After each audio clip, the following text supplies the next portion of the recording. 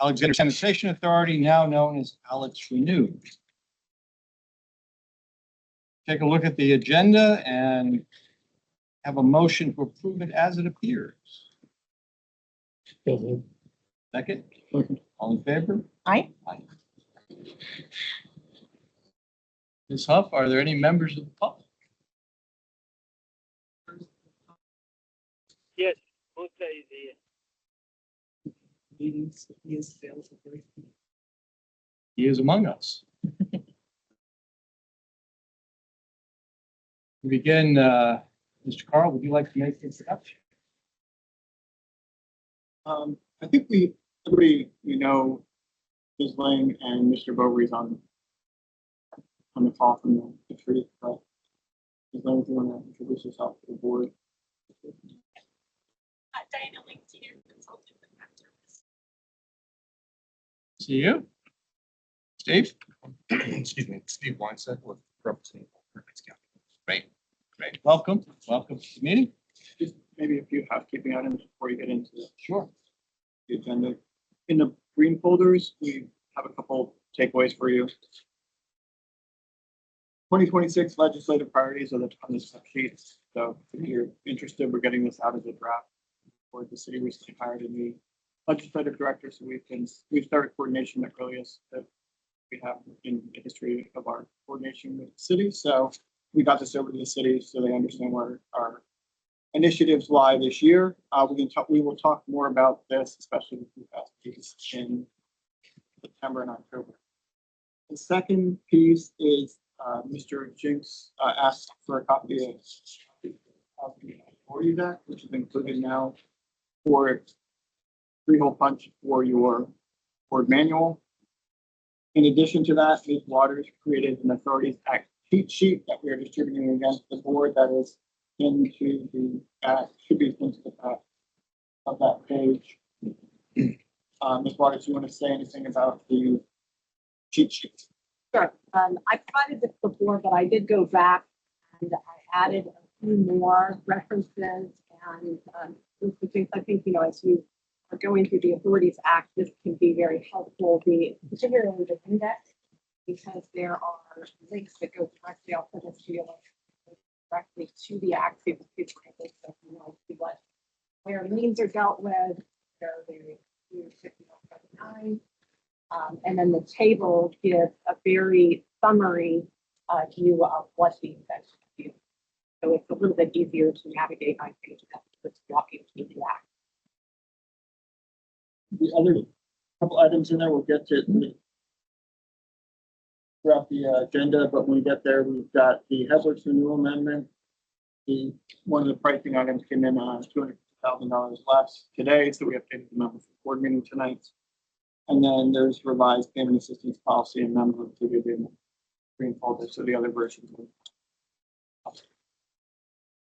Thank you. Good. Take a look at the consent agenda. And when ready, let's have a motion to approve the minutes from our meeting on the 17th of June.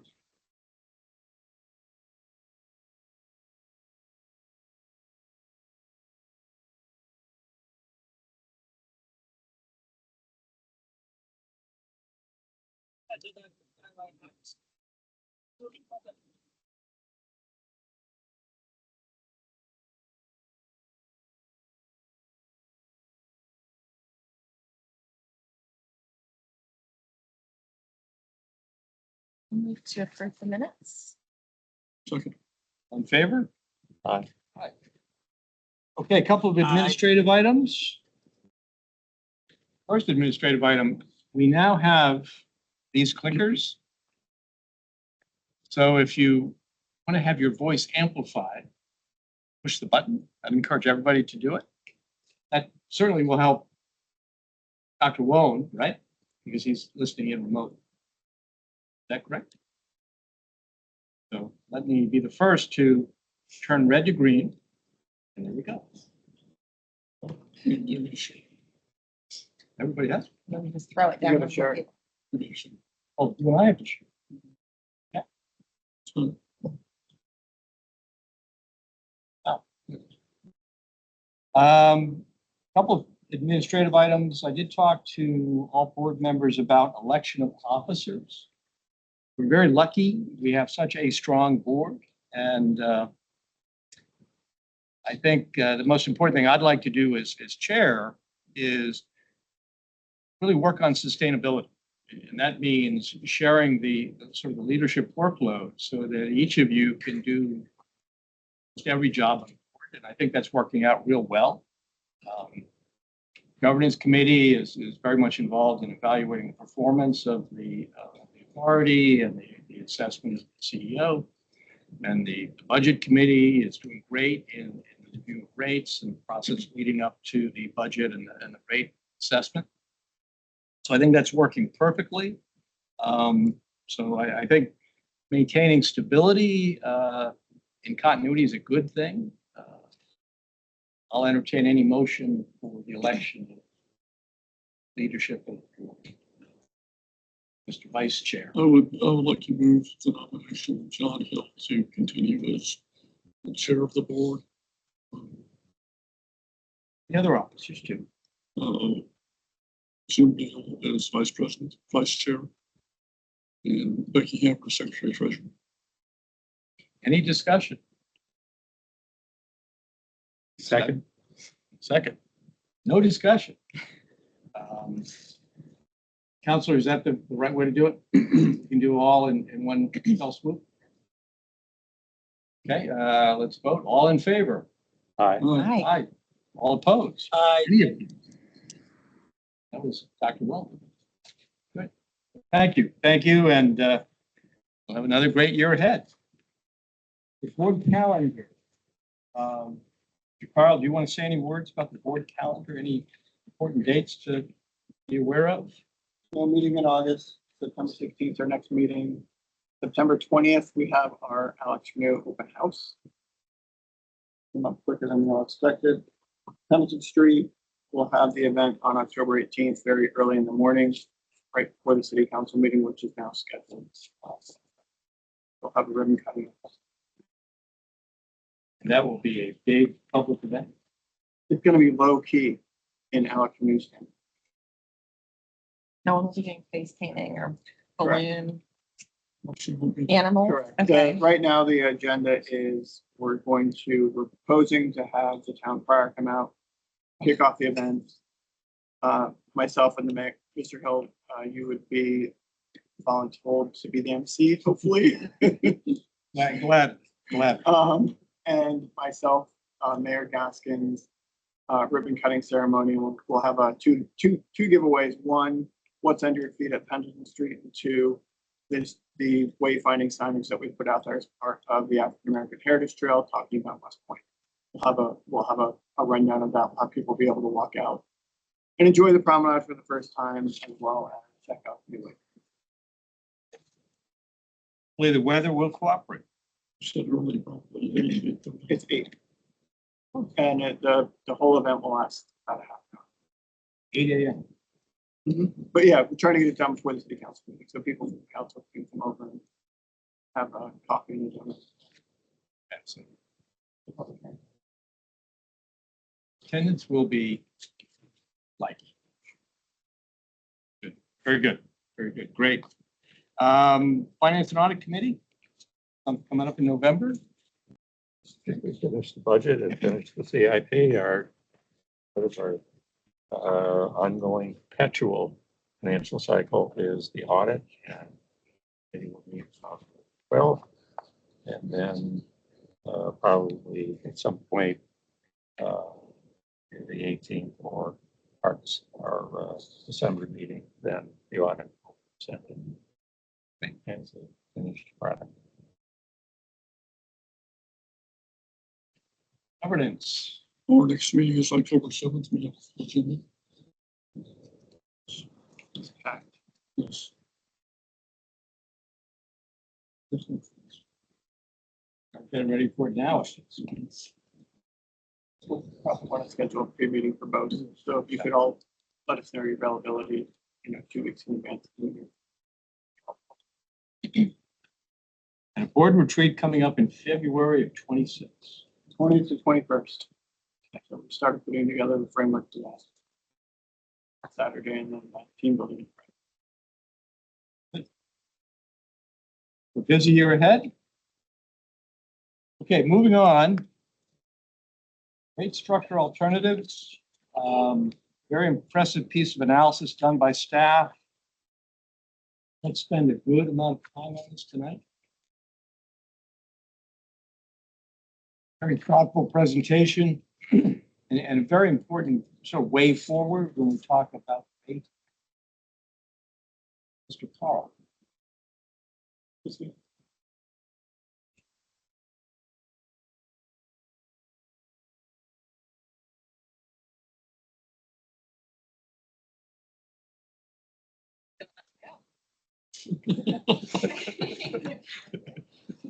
Yeah, it's your birthday. It's your birthday present. Yeah. He's already on vacations. Yeah, you're right, you're right. This is Justin Carl on vacation. Okay. Well, thank you, Mr. Hill, for the introduction, and good evening, board members. We're excited to kind of advance the discussions that have been happening over the last several months since we met in February at the board retreat and started to talk about our rate structure and the possibility of evaluating and looking at different rate structures that move us in a direction of greater equity, not necessarily equitability, the made up word, but at addressing kind of the inequities that we saw in the base charge. And so we, tonight's presentation, I'll be joined by Ms. Ling with Raf Tellis. This is definitely a labor of love.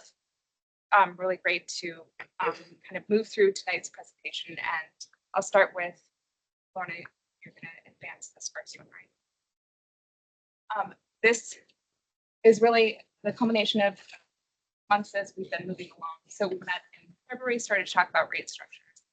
We developed a customer sample for the commercial and other public agencies because of the diversity of types of customers within those two commercial or customer classes, in order for us to get to tonight and look at bill impacts for that set of customers, really evaluating what rate structures might work as we move along in this journey.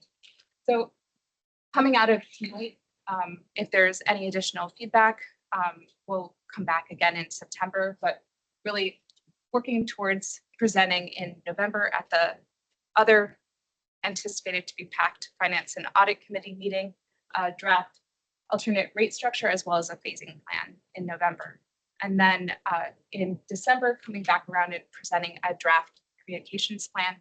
And then if the board so chooses, that we would start to move forward as part of the 2020 fiscal year 2027 budget cycle to incorporate any sort of rate structure change into that overall budget cycle. And so that would be proceeding January through July of next year. So this is proposed and kind of as a forward look as to where we're headed or where we could potentially go in this discussion.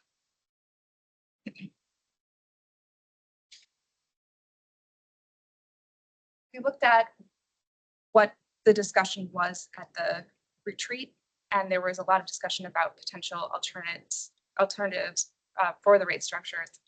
We wanted to focus tonight's discussion around two of the alternatives that were discussed at the retreat, which is an equivalent residential unit rate structure and a volumetric only rate structure. And this is really, the volumetric only is kind of the one extreme, and it serves as a place of comparison for what we call the ERU rate structure, to see this is the kind of, it's intended as Manny described in the retreat. Volumetric only is the most kind of equity focused rate structure. So where does the ERU fit in comparison to the volumetric only rate structure? There were additional variations on the ERU rate structure that were identified as we came out of the retreat. That's not discussed tonight. And then additionally, the customer sample that we developed is compared to the average residential customer, and sort of to see what the bill impacts are when we compare it to residential customer costs. Start with rooting ourselves in the rate setting policy and the pricing objectives that were identified and prioritized by the board coming out of the retreat. We'll come back around to looking at the rate structure as it compares to these pricing objectives, but this is set up to be in the priority as set by the board. So 1, 2, 3, 4, 5 goes back around 6, 7, 8, 9, 10. And so these are further described in the rate setting process and a good analysis point for us to compare the ERU rate structure, and starts at the top with legality. Is it legal to do this rate structure? Revenue sufficiency, ensuring that we have sufficient revenues to cover what we need as an organization. Revenue stability, ensuring that there's not these great fluctuations year to year in the revenues that come in. And then on the customer side, rate stability, trying to mitigate large, drastic increases on a year-to-year basis. Affordability, ensuring that our rates are affordable to our customers. Equitable, are they equitable across all customer classes in terms of, are they paying for the cost of service that they're receiving? Customer impacts, this is kind of customer class to customer class. Are you seeing different impacts to those customer classes? Conservation is, are we helping to incentivize decrease in water usage?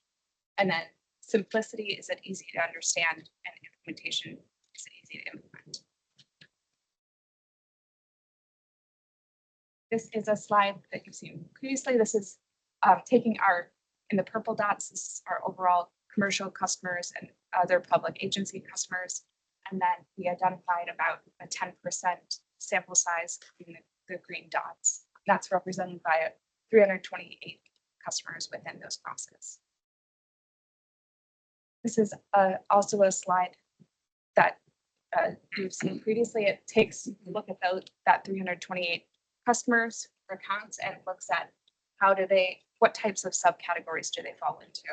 And so largely it's multifamily, and then you have a diversity of medical, office, retail, mixed use, restaurant, educational, warehouse, religious, hotel, and government. And so we took those, and again, this represents about 10% of the commercial and other public agency customer classes. Before we move off the pie chart, Ms. Fian, you all did a great job in selecting the sample. Could you add a little color to each of those categories, like multifamily? Give me an example of what that is or who that is. Maybe without naming a name, but like a property in Alexandria. What is that? These are apartment. Generally apartment buildings, small apartment buildings. Yes, it could range. It can be, it's really an apartment building with multiple units. So it can be a small one up to 170 units or even more than that. But and it's multifamily residential customers. So it's a residential class, but it falls into a commercial class. Units within such an apartment building are not billed directly, right? They're It's one account. one account. Build their real, actually, we can. Get to that? Yeah, I'll move I don't want to forward. rush it. Maybe, it isn't, maybe another important thing to note with multifamily, as Ms. Vian noted, it could be one unit with 4 separate properties within it. It could be 800 Carlisle, like the building behind us. But what we also found as we went through these accounts and digging into the data a little bit more, we also found there could be one unit that's property managed, but have multiple meters associated with that unit too. So more of the garden style apartments, you typically see multi-unit, one property owner with multi-units. So digging through the data sometimes, it's been a little challenging for us to identify, especially looking at ARHA data, which meter goes with which property and how does that cross-reference to, our list of, I think that's something we gained a lot of clarity on by going through this exercise, is getting a better understanding of, the limitations of our data and how we have to rely on Google to pull some additional information for us for street walk, things like that. So, but it does range from anywhere from a few units to several hundred. In general, a building is an account or a meter is an account. Meter. One meter is one account. Okay. So a building could have multiple meters and that would be multiple. Accounts. Okay. Is that Ron? Not A premise ID, so wherever the meter is located, we're saying that that's one customer. They could have multiple meters within that same premise. So there are some accounts that have a 2-inch meter and 1.5-inch meter. And we know this because the base charge would be But that in this sample, that would be counted as one account. correct. Okay. Yes. We don't have to go through every pie slice, but let's take a couple of the bigger ones. Retail is the Ross, right? The Ross store on King Street, on Washington Street. Okay.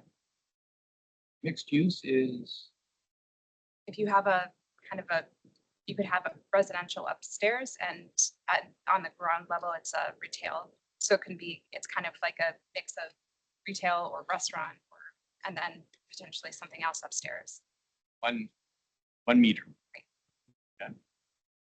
Education, Be a school, could be an ACPS school. could be. Religious is St. Mary's, could be St. Mary's. Sure, yes.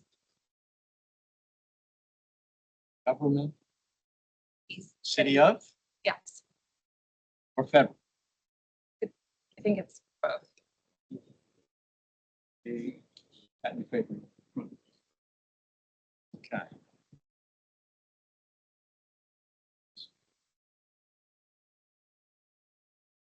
Thank you. Just I always want to understand sort of the people behind the numbers. Okay. Okay. The similar slide that you have seen in previous index. This is really getting to that the average residential customer cost per gallon is about $13.90. And you have across this sample size alone, you have a diversity of some customers are paying less than $13.90. Some customers are paying more than $13.90. And so it gets into just from a standpoint of if you look at straight cost per kgal treated, you get a lot of diversity and inequities in how much customers are paying for how much they're using.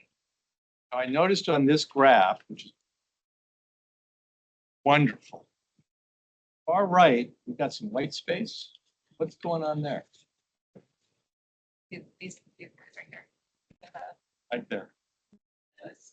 Essentially, those guys don't have flows, so then when you take the cost divide by its flows, you don't really necessarily get a number. So it could be various reasons of why. Yeah. This is insufficient data. Yes. Yes.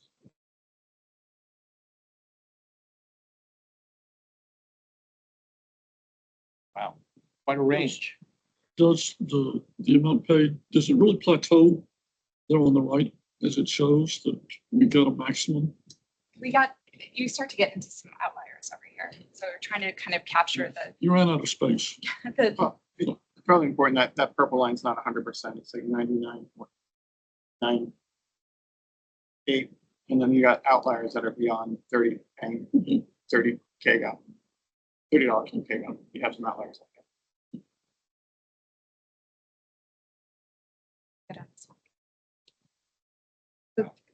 This, I hope, kind of gets into your question, Mr. Hill, about how multi-family residential customers are billed when they receive a bill from AlexRenew. And so we did a survey of the 148 customers that are within the sample, and we're able to reach 56 of them. I think this is an ongoing survey.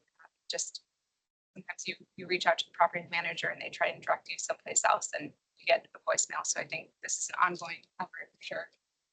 Just looking at how those entities responded to the survey. So we were trying to figure out, are it's sub-metered, or are they getting that's basically a ratio, some sort of ratio is applied to the customers. And so you see, here is the of those 56 accounts, 7 accounts, about 12% indicated that they sub-meter their units. So there's a bill that then is distributed to the units based on how much water that they are using. And then the greater majority use some sort of ratio that's applied. And so basically, the ratio could be anything from square footage, occupancy, number of bedrooms, or even just kind of not just a straight fee that's applied to every unit pays the same thing. And so it's the greater majority from this smaller set is seeing this type of application of AlexRenew's bill. And then if a sub-meter is used, they can use a third-party entity to distribute their bills. And those third parties are allowed to charge a processing fee that ranges between $3 to $5 per month per bill.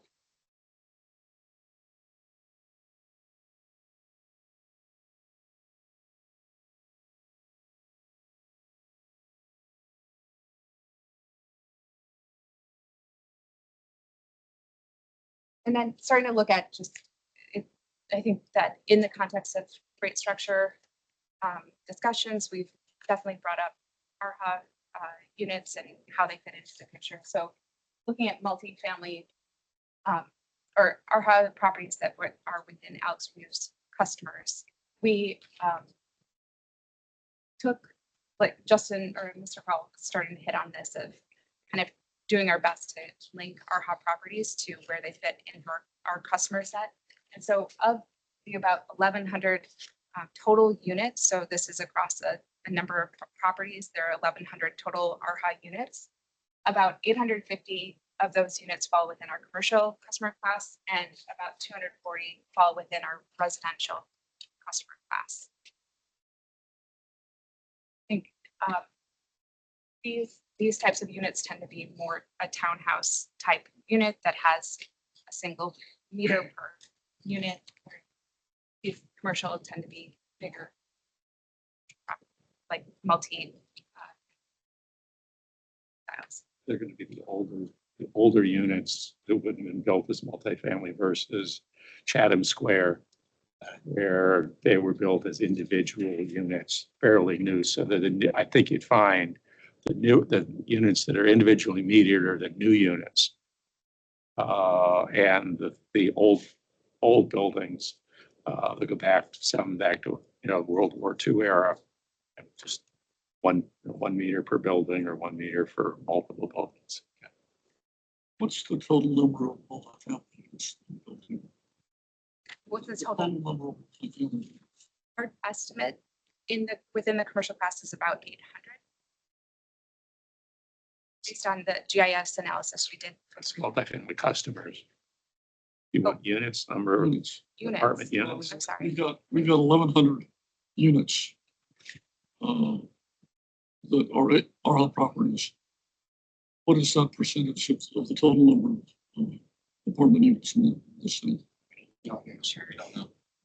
So the way we were able to pull this data in 2018, the city wrote a resolution to deem certain properties ARHA properties. We took that resolution, went to the address, and in the city had a table. Mr. Jinks, you might remember this. The city had a table where it had the address, number of units, and we were able to glean from that which ones were single family and which ones were commercial, based on the property address in our billing data. So we just did that for the 1,100 units that fell into the ARHA class. Somewhere on the city's website, that is the answer to your question. I mean, the census data reports whether the housing office has it. I've seen a number. I just don't want to pull it out of the air. One thing to note, and Mr. Jinks brought this question up, maybe just between the last slide and this slide, Mr. Robertson, do you want to explain maybe how we're approaching trying to define how ARHA bills the commercial units and what we're doing with the city to understand, and to stand up and project. That's the other one. So we've reached out to Helen at the city. Pardon? So we scheduled a call with her. She's performing a survey right now where she looks at our health properties and how they're billing customers while they're using some sub-metering. So we're going to work with her kind of analyze it. Let's see. Be surprised if there's much sub-metering in the older units. I would suspect our house either it's a general fund cost of our house and they just eat the bill, or they might do what looks like predominant practice for multifamily, which is to figure out some measure of how you allocate it out and have the tenants pay separately.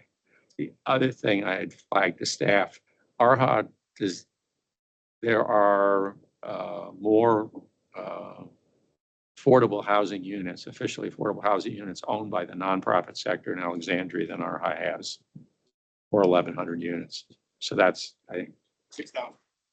1,000 Correct. is the number. The nonprofits own probably, I don't know, maybe 1,500, and then you got subsidized units like Fox Chase, which have a federal HUD contract, which helps them keep a certain number of their units at lower than market rent. So about every permutation that you could think of in how things work exists in the multifamily sector. There's no uniform cookie cutter way of it being done.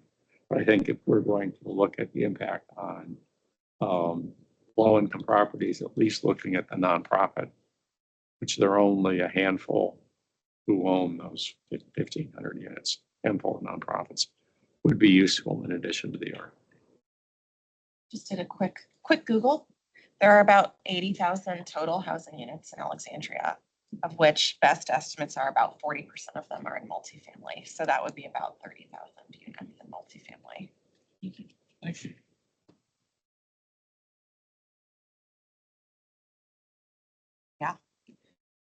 The AI results. You You can't trust those. You keep scrolling. Yeah. That was the number was, Does that sound right to you? yeah, because it can give you 160,000 people live in the city, 2 people per unit on average. That's 80,000 units.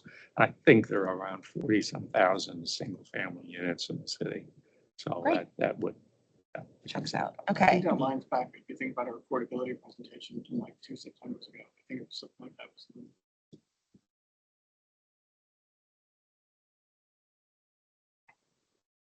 Transitioning to fully the rate structure impact analysis. So we look at sort of three. The first alternative is our current rate structure. So in comparison to the two rate structures. So our current rate structure is divided into a base charge and a volumetric charge. The base charge was developed based on a AWWA, the equivalency factor, meter equivalency factor, and then adjusted, which I'll explain on the next slide. Then the two rate alternatives are the equivalent residential unit rate structure, ERU rate structure. And so that updates the customer's base charge based on the number of ERUs associated with the customer account. It's determined based on their billed flows when you compare them to an average residential customer. And it's only affecting their base charge. It's not proposed to change the flow charge of a customer's bill. And so that the volumetric charge would not change in this rate structure alternative. And then alternative 3 is a volumetric only charge. This is where you would eliminate a base charge, would solely bill based on how much water a customer is using. A question for you, maybe it's a good time to ask it, I've forgotten. The city's sanitary sewer maintenance line charge. Right now, what under the 3 structures, how would it be? How is it handled currently? Is it the winter quarter? Is it subject to the calculation of the winter quarter, or is it already volumetric? Just fine. Volumetric period. So So the city's charge already is alternative three, the way we handle it.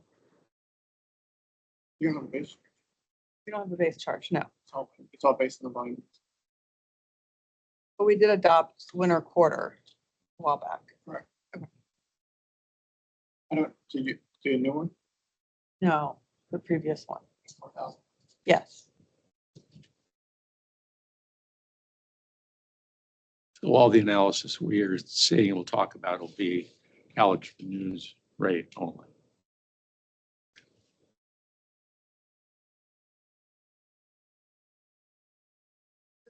This is an overview of explaining our base charge, which I know we spend a lot of time on at the rate or at the retreat, but this is just to spend a little bit of time on explaining base charge. So this is the meter sizes that you see on our rate structure. Our base charge is set based on EWA. So that is basically trying to associate flow relationships to a meter's size. They said back in, actually don't have the, several years ago, they said this relationship, and where they said this is a factor that equates to the relationship of meter size to the flow that you would see in that meter. And when we first were establishing this base charge, what we saw was that there was, when compared to a residential customer's flow usage, that there was we hadn't quite gotten to as close as possible to an equitable rate structure. And so we've taken the AWA equivalency factor and we actually multiplied by 3 because of the higher flows that we were seeing from the meters at a commercial level compared to a residential customer. And so that's how you get to our current base charge.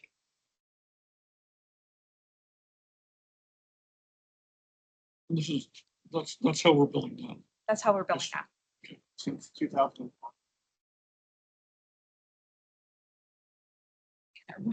With the actual bill and tax. To review, this is the existing sample bill here, and you'll see that the first line a customer would see, and this is a specific example of a specific account, is their treatment charge, which is based on what they used that specific month. In this case, it's $410. And then they do receive a base charge that is based on that meter equivalency. And so this particular customer has a 1.5-inch meter and they're being charged $218. And then you'll see the city sanitary sewer charge is a separate line item, which is based on their flow. And that would be $91 in this case. So the total charge for this particular customer under the current rates is $719. I will say that moving forward within this particular analysis and the customer impacts, because of the timing of our analysis, we did apply 2025 rates to build flows of 2024. And on the left side of the screen, you'll see the water usage for this particular customer within the last 12-month period. A little off the subject, Ms. Venus Carter. Has the city ever looked at rate relief or any kind of rebate for our customers or for low-income customers? We have not.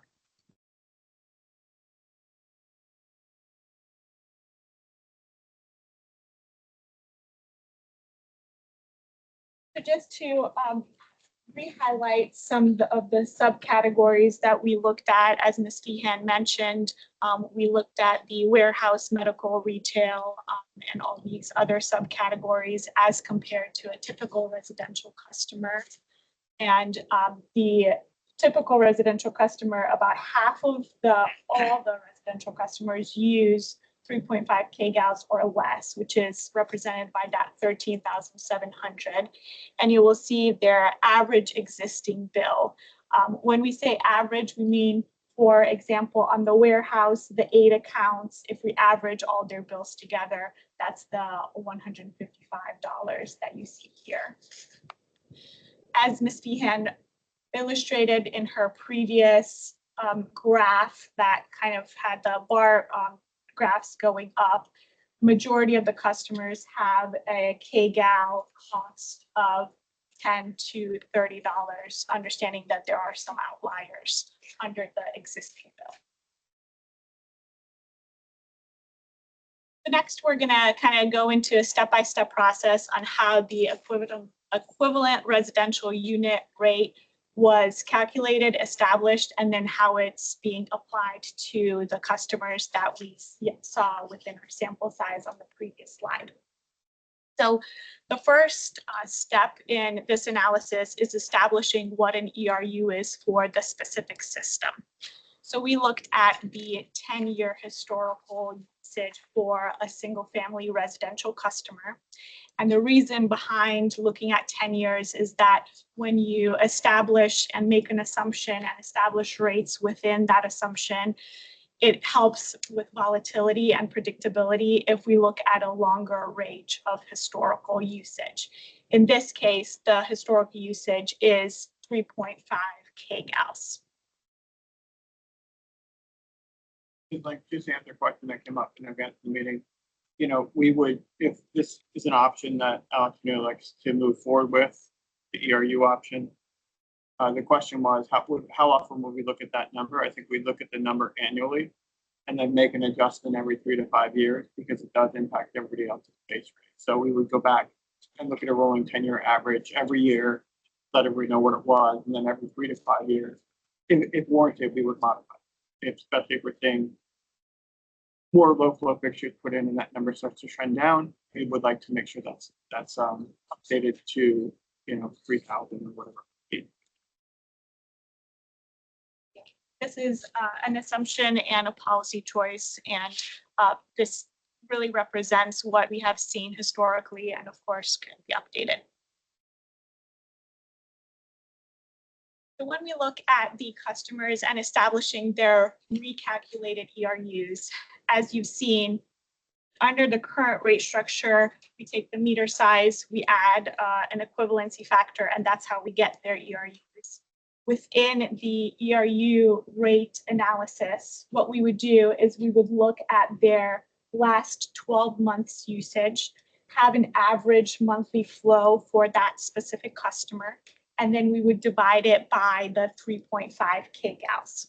So for example, on a small apartment building, if they use 41.4 kgals average, we would divide that by the 3.5 to come up with 11.8 ERUs for that specific customer. This would be based on 12 months average of the previous fiscal, looking at their usage from July 1st to June 30th.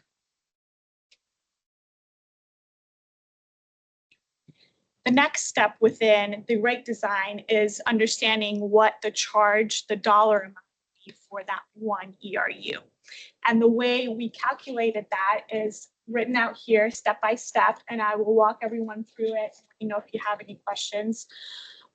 First, we look at the billed flows for the commercial class and other public agencies, and we understand what those two customer classes flows are. We did use fiscal year 2024 data for this, and then we derived what the monthly billed flow is for these two classes, which is about 300,000 kgals per month.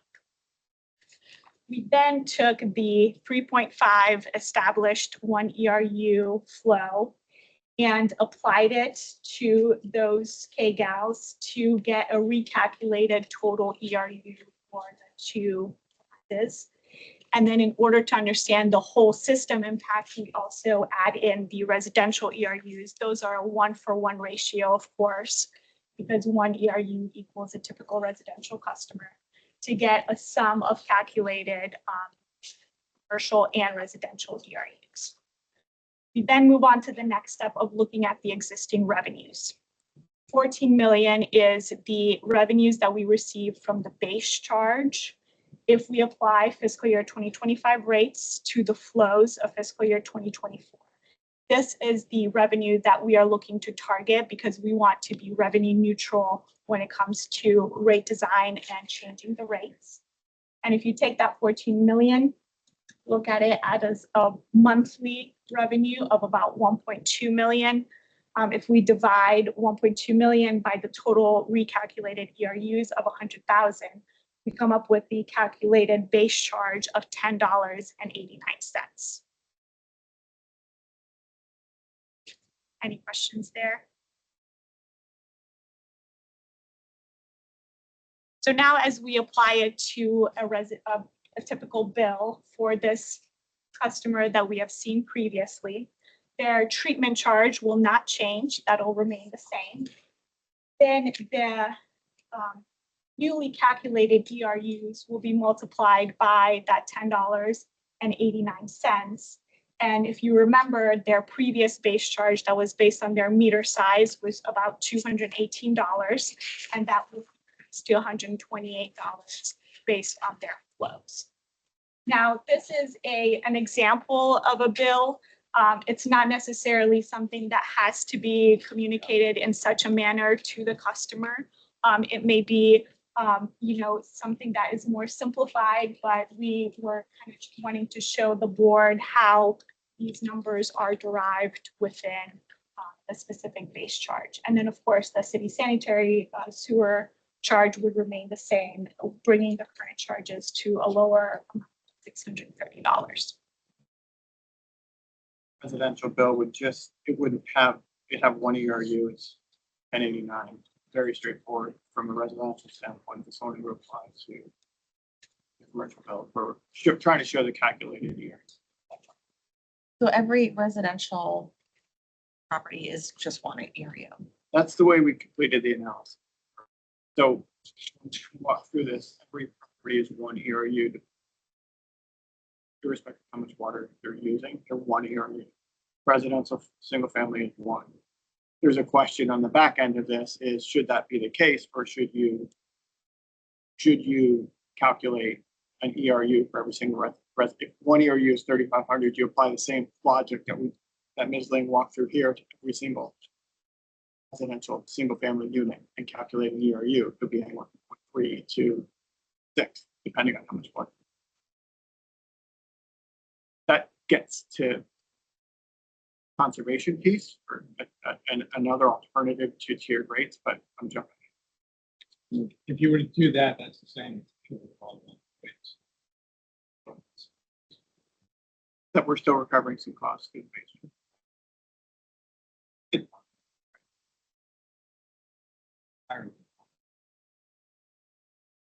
So yeah, right now, one ERU, it's important probably to know, because we talked about this today, we're, talking about what one ERU is, 33.5 kgals and base charge.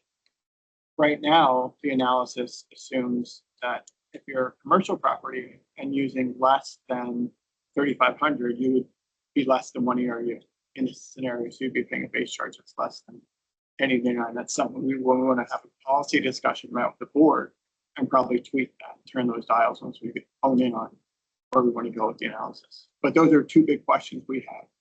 Should one residential single family, regardless of water use, be one ERU? And two, should a commercial unit that uses less than 3,500 kgal be anything less than one ERU? It affects just the base rate. Giving all residential customers the same, treating them all the same as one ERU creates some of the intra-class equity problems that we're trying to get away from on the commercial side in terms of because then residential customers that use a lot of water are now being kind of cross-subsidized by customers that don't use a lot of water. They would only pay for the volume piece. They would not be hit. Right. Again, those are dials we can turn and fine tune this analysis, but it's something we had as a question coming out of this. Ms. Vian and myself and Ms. Ling we're in the office and we asked Ms. Ling the same question. And, we're looking at each other and what's the right way to go? That's feedback we need.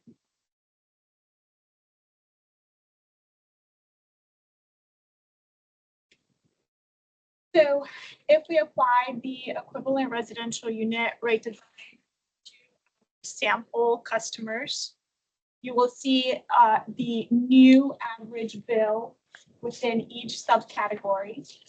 And just a note, the cost per KGAL for each of the subcategories is $13.41, meaning everyone is more on the side that the residential customer pays for cost per KGAL.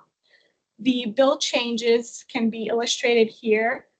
We have them sorted within the largest decrease at the top and then the increases on the bottom. So you'll see that the subcategories of hotel and multifamily on average will receive a rate increase of approximately 9%. And then the typical residential customer would receive a rate decrease, as we've also mentioned within the board retreat in February. Now, these are actually averages for each subcategory. So we wanted to illustrate on an individual basis within our sample size what that really looks like. And this graph is an attempt at doing that. So on the y-axis, you'll see the monthly bill change for customers. On the x-axis, we're illustrating how many customers within the sample size. And then this S-curve looking part here, each dot is an individual customer within our sample size. And wherever the dot is what their bill change would be. And so you'll see within our sample size, the median customer would receive a bill decrease of about $38. And then the mean customer would receive a bill increase of $43. So when looking at the full sample size, about 75% of the customers would receive a bill decrease. And there's 91 customers that receive a bill increase. If we keep moving to the left of this graph, we took a stab at kind of taking the sample customers and seeing how that translates to the whole commercial class. So for example, there's 2 customers that will be receiving a rate increase that ranges from 21% to 26%. If we take those 2 sample customers and apply that ratio to our whole population, within 90% confidence, we can say that there's approximately 22 total commercial customers that would see a similar increase. If we keep going down the list, the next bigger group is 71 sample customers would receive a rate increase between almost 0% to 26% increase, which translates to approximately 770 total commercial customers. And then there are 237 sample customers, as we mentioned, that receives a rate decrease, which translates to 90% confidence interval, 2,580 commercial customers. What drives this difference? Is it the number of units in each count? We should, maybe jump ahead of that slide and maybe explain what's the difference with the current meter size slide with the water drops. Keep going. It's not really about units because a lot of these are non-residential properties. It's more about the meter size. This is dry. Yeah. Essentially, it's how much capacity the individual customer is taking up within the meter size. So customer 2, for example, that might have a large meter size. That means they have a large base charge and they have small flows. If we correct the base charge to be reflected on flows, then they would see a bill decrease. Similarly, customer 4, for example, that would see a bill increase would be someone that is using a very high volume of water and they have a small meter size, meaning a small base charge.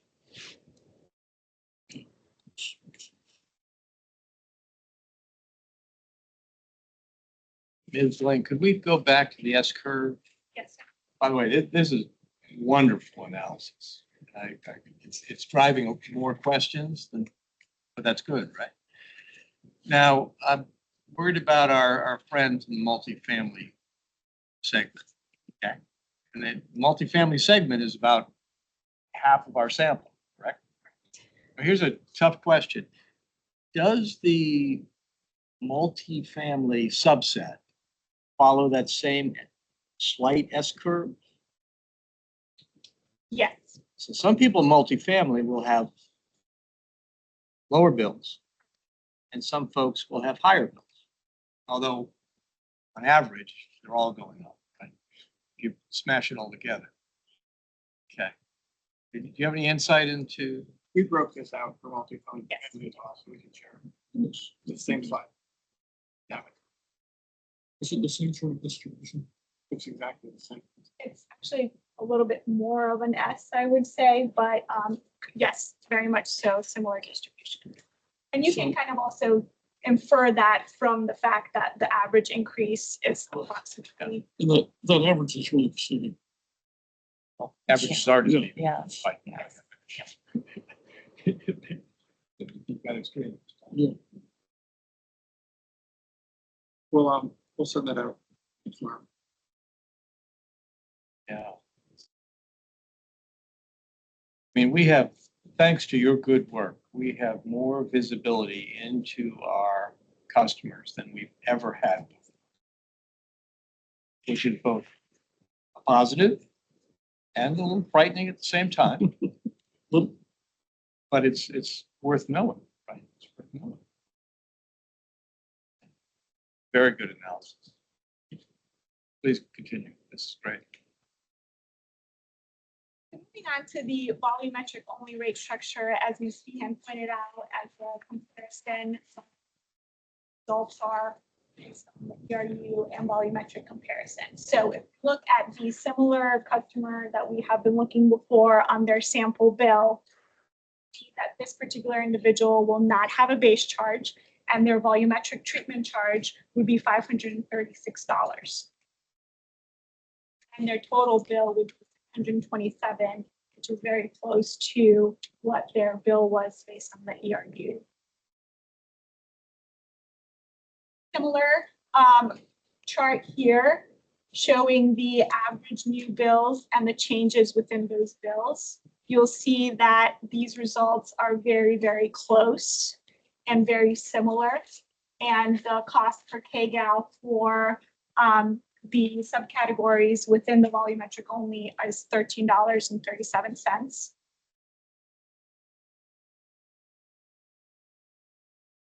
And similarly here, each individual customer, and as we see each dot within this graph, they land very similarly on the same scale as the ERU bank.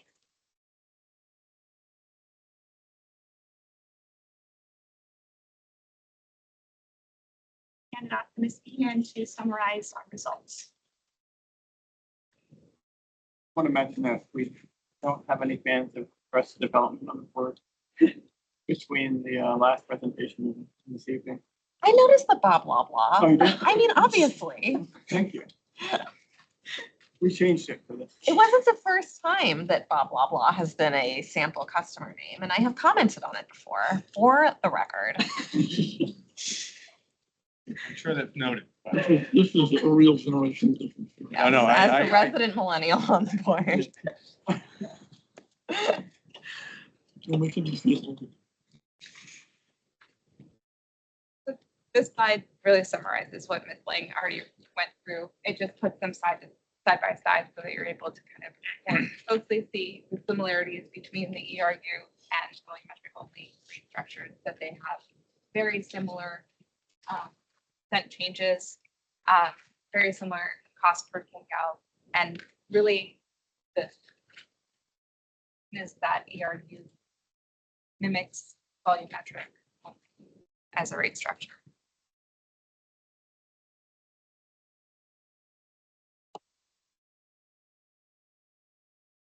Spent more time on this, but Self-evident. then we just dove a little bit deeper into a set of the our properties within the commercial class and where they are in terms of their bills and what impacts that those our properties would see if implementing either an ERU or volumetric rate structure. And so there are some of these commercial properties that see a decrease in their bill with both ERU and volumetric only, and some of these properties would see an increase in their bills. And if either rate structure is implemented, we would move forward in looking into further assistance through LEAP and coordination with the city to support our properties that are negatively impacted by these rate structure changes. Go back to the low, small, medium size, high flow. One of the things that we're curious about, and something we can ask as we dig into this a little bit more, is are some of those properties that are RHOP properties that have the bills that are increasing, do they have a high water usage because those buildings have outdated fixtures where they flush a toilet and it's 3 gallons as opposed to 1.1? Are there low flow fixtures installed in those buildings? There could be an educational, if we move forward with with the alternative for an ERU, that could be part of our educational piece, is trying to work with the city to have lower flow fixtures installed. People can conserve water, because if they are these older buildings, Mr. Jinks, I'm just going back to what you said at the beginning of the meeting, that's something that's a hunch of ours. You see a high water use because they're old fixtures and they're just using more water, not because they're being wasteful, just because the fixtures are outdated. That's changed since the 90s in terms of fixtures. Could we stay on this chart for a while? Because this is where the rubber hits the road, right? Granted, some of those RHOP properties will see a decrease, but the increases are substantial. They're 25% types of increases. Granted, and it could be because of wasteful water use, right? Or old features, old fixtures, so forth. We suspect this is the case kind of across the multifamily subset. If the meter's small and they have high water usage, it's going. You can see 25%. Just some properties, yeah. Some, We'll not break it all. down for you. We'll give you the data. Some.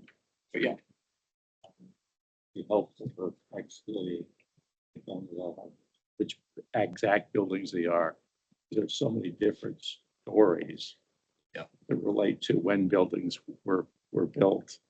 I would suspect these are older buildings that the pipes that were put in, as far as feeding off our system, were much smaller than you'd put in today.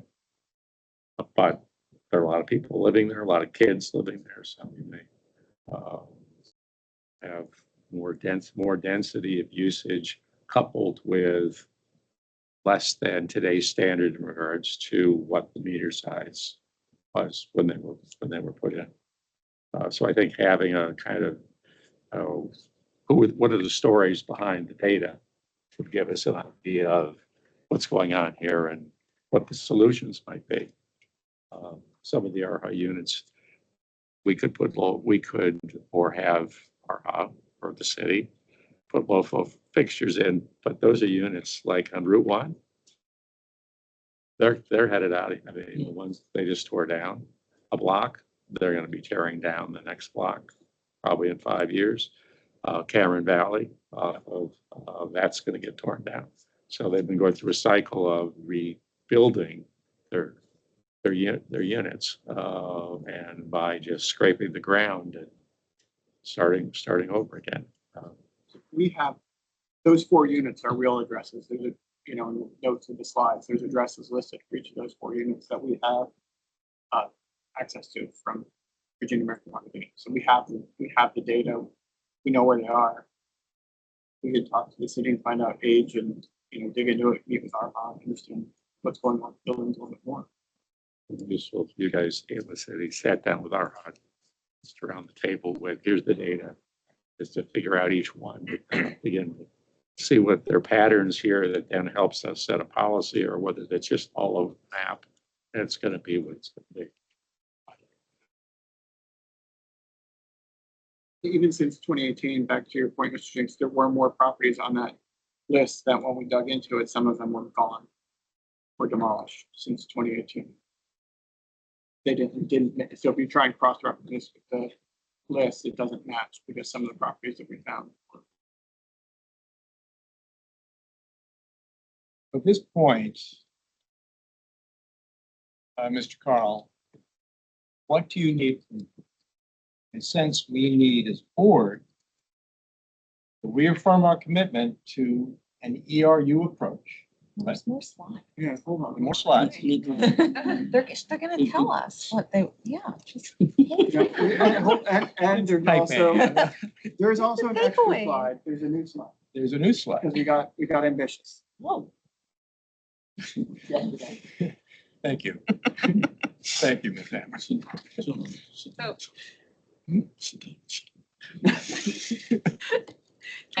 Key takeaways from tonight. Meter size doesn't matter in an ERU or volumetric rate structure. It moves away from the base charging inequities that we're seeing in the retreat slides, and improves there it is, equitability or equity. Over 75% of our customer sample monthly bills decrease in moving towards either of these rate structures. And the ERU structure mimics the volumetric rate structure. And looking at it tonight, it really, in looking at volumetric as being kind of the most representative of an equitable rate structure. We hit on the customers with a sample or meter size that doesn't match their flow use, really are going to see the most impactful changes in their bills in moving towards either of these rate structures. One thing that what we didn't hit on explicitly on the ARHA bill impacts was those were representative of commercial ARHA customers. Residential ARHA customers would see a decrease in their bill in moving toward either of these rate structures. And that the certain ARHA customers that would see an increase in their bill, there would be potential opportunities that were discussed tonight to help mitigate those impacts. So staff recommended next steps. Based on the analysis completed, another slide that I'll walk through looking at our pricing objectives. Staff is recommending to the board an ERU rate structure. There were additional kind of iterations on an ERU rate structure that looked at incorporating a tiered rate for the volumetric charge. In doing this analysis and looking at what our driver was, which was base charge inequities, we're seeing that adding a tiered rate would be somewhat duplicative of what we're already doing with the ERU rate structure. And that it would add complexity in communicating to customers what is happening with their rate structure when they've already addressed what kind of the original starting point of this analysis was. Just to clarify, by tiered rate, you mean, like, tiers. right, so when you use more water, you pay a higher rate. It's not that, I guess for now, we felt as staff, we felt a little overwhelmed with the changes that we had to explain. It's not that we could pursue this in the future. And I think what might be easier than tiered rates right now is going back to what we mentioned earlier and looking at the residential single family class. And instead of classing every single residential family as one ERU, why not do the same thing we're doing in commercial and say one ERU is 3,500 kgals. Your base charge base is based on 3,500 kgals. If you go over that, you're like double that, you're 2 ERUs. And then that would double your base charge. That would drive then more conservation is what you get out of the tiered rate structure. You're paying more, then hopefully lower your water usage. We could probably get there staying in the ERU, at least in the residential class and the commercial class, because you're paying more for your base charge. So for us, we just, just explaining an ERU is going to be a change for our customers. We thought that maybe just for now, we don't think we'd see a big shift in improving any inequities across the customer classes with tiered rates. It's truly revenue driven and conservation. And we've also thought, again, tiered rates might harm our hot properties a little bit more because they're using so much water. That was our worry on the tiered rates. That makes sense. Not saying it's off the table, I just think for doing another round of analysis, I don't think we're gonna see much change. And this second piece was looking at the, maybe a variation on the cost recovery that we are getting from fixed charge versus our flow-based charge, and varying that cost recovery structure. At this time, I think just looking at a volume metric only, that's basically taking you're getting 0% cost recovery from a fixed charge. And so that's one extreme. And we're looking at it and really, and I'll get into it on the next slide, the stability that comes, revenue stability that comes from having a fixed charge. Staff is recommending continuing to have a fixed charge. And the current cost recovery that we get from our fixed charge is based on industry best practices of a percent cost recovery from a fixed charge versus variable charge. We're also recommending to stay as is on that as well.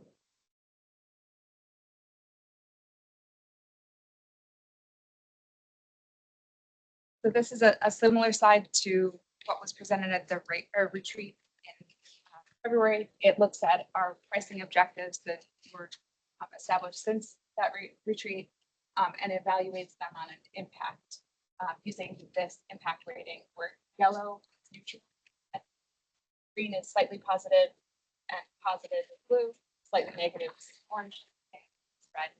And so you can see we've got greens and yellows and oranges. So starting with legality, it's neutral. It is consistent with state and local code and industry standard practices. Revenue sufficiency, all of the analysis was based on revenue neutral approach to rate structure change. So that is neutral from an impact status. Revenue stability, again, by recommending an ERU rate structure, it incorporates still maintaining a fixed charge to ensure that there's continued revenue stability and generating stable and predictable revenues. Rate stability, this is really from the standpoint of avoiding drastic changes to customers on a year-to-year basis. And so there is some potential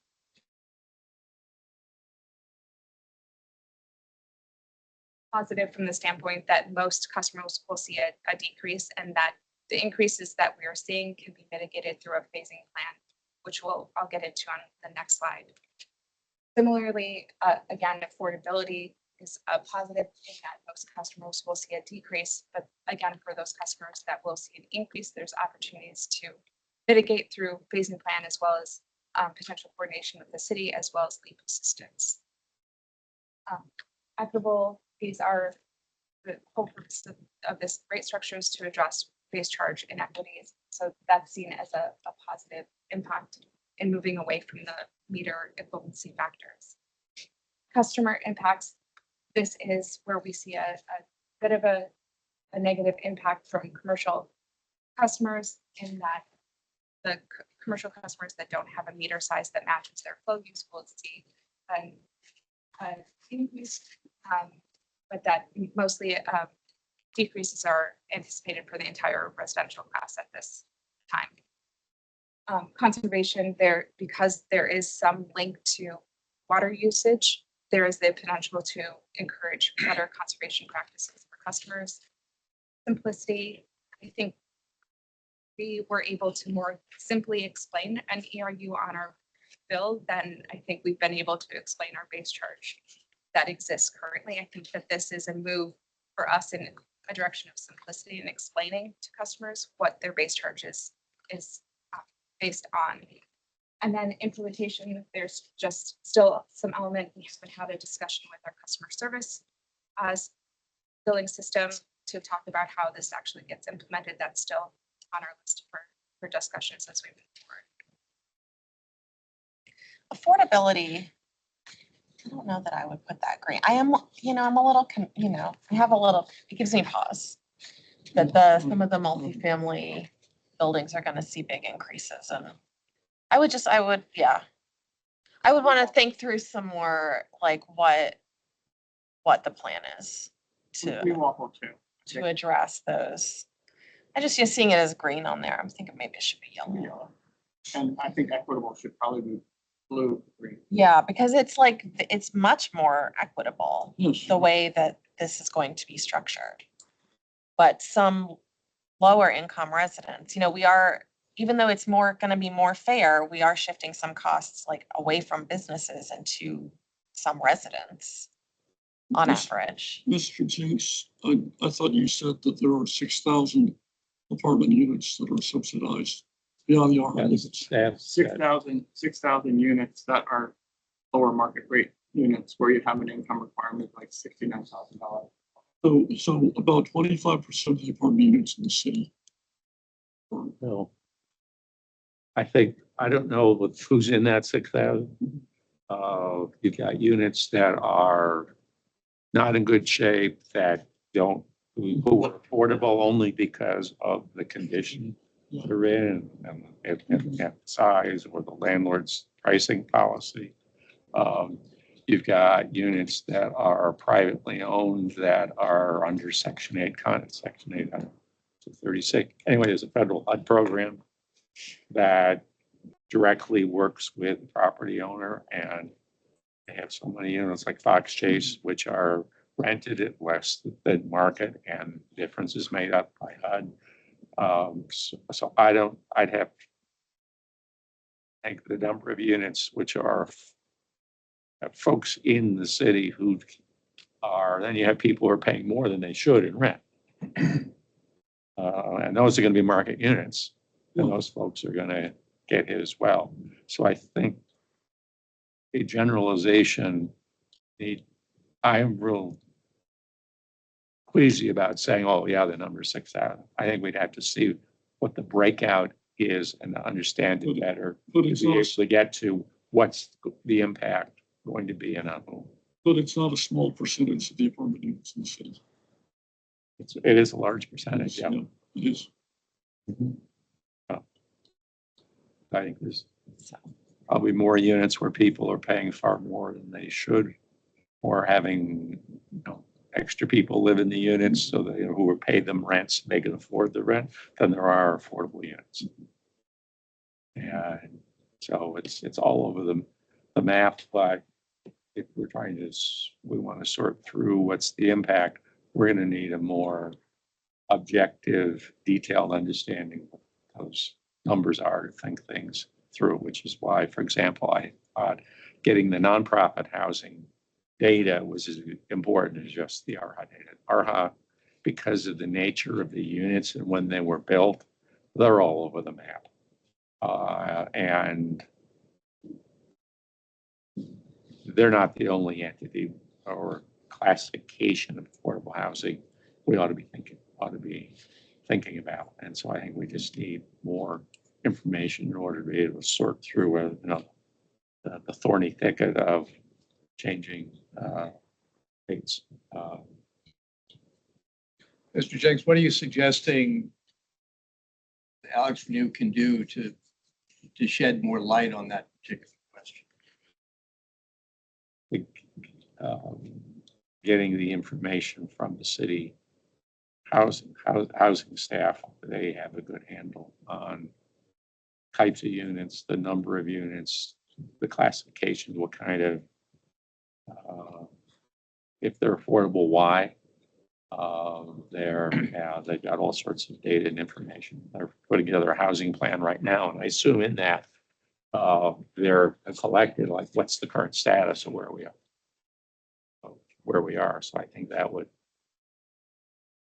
be very useful to have if we're going to basically be making our decisions or amending our decisions based upon the impact of affordable or subsidized housing. We need to have a better understanding of what it is that we'd be impacting, or potentially not seeing and not impacting what we should. It's the way to go about it. Now, the sample here has about 148 family accounts, we call them accounts. in the sample. Mr. Jenks and members of the board, if we drill down on that subset of 148 to really understand what's happening, what might happen to them, would that be enough visibility, or do we need to perhaps have a bigger sample of just the multifamily subset? I think we need to understand the bigger picture of multifamily and what it's constituted in the city.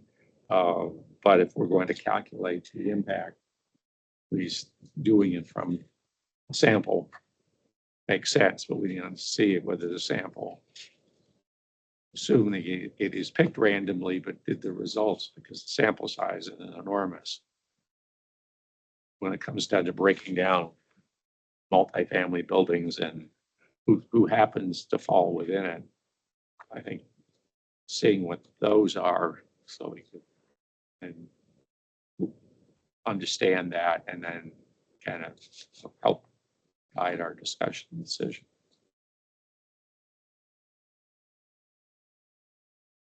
Ms. Hammer, now you have a concern about probably the variance within the residential class, right? There's some single-family homes that use a lot of water and some that use a modest amount. And yet they still only pay one ERU in their base charge. We want the AlexRenew staff to that a little deeper. I mean, if that's a policy question that we want to answer, then I don't think it's a bill impact. Your charge is just gonna change. Your yeah, I tenant- don't think there's a whole lot more data analysis that needs to be done. I think it's a policy decision. That's what we would need to well, jumping ahead. We still have one more slide. And then maybe I've been jumping ahead all the time. I can, at least from our standpoint, answer your question that you had asked us. Of what we would want for direction and to move forward.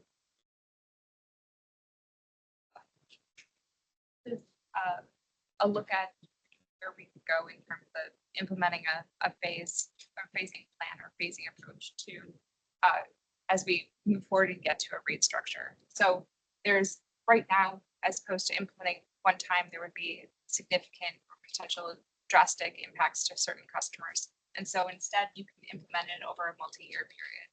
So you take where we are, so the ERU cost per KGAL, and you start to move customers that are below that, start to slowly move them up in incremental increases in order to get to the cost per KGAL of 13.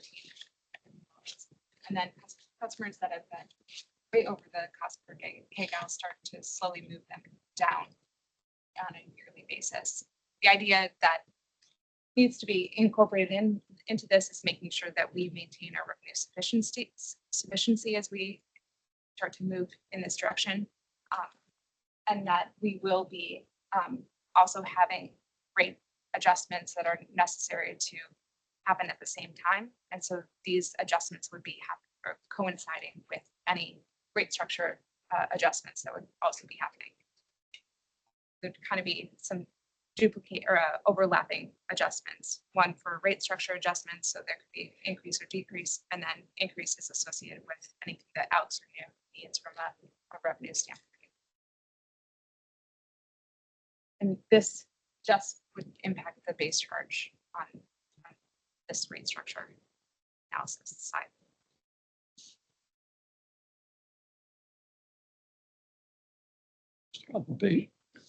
Is it, I'm not at the point of saying to totally eliminate doing volumetric only.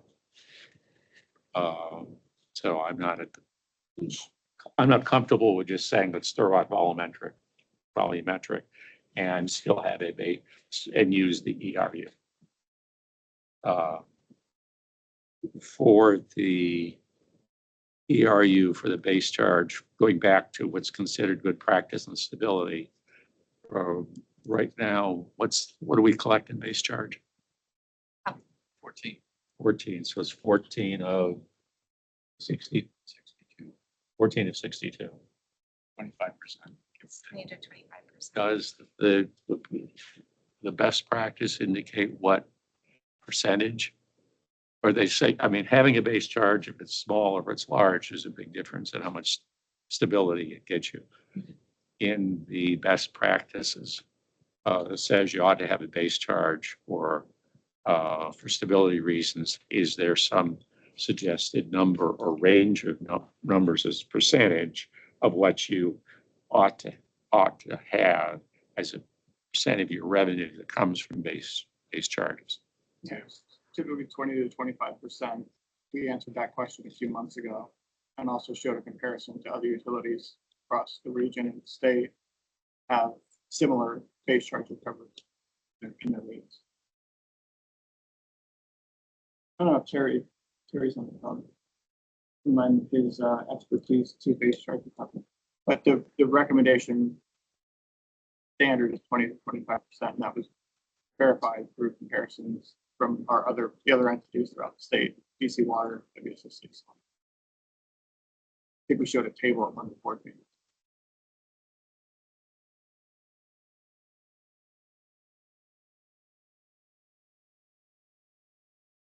So could one of the options be that how are you assuming your base charge is, it's just, we're gonna collect the same amount of revenue, the same percentage of our revenue? Or, That's how this analysis was done. so if This analysis. if this is worth 25 and then the range, acceptable range was 20 to 25, we could also say we want the base charge to cover 20%. less and the volume charge to cover more.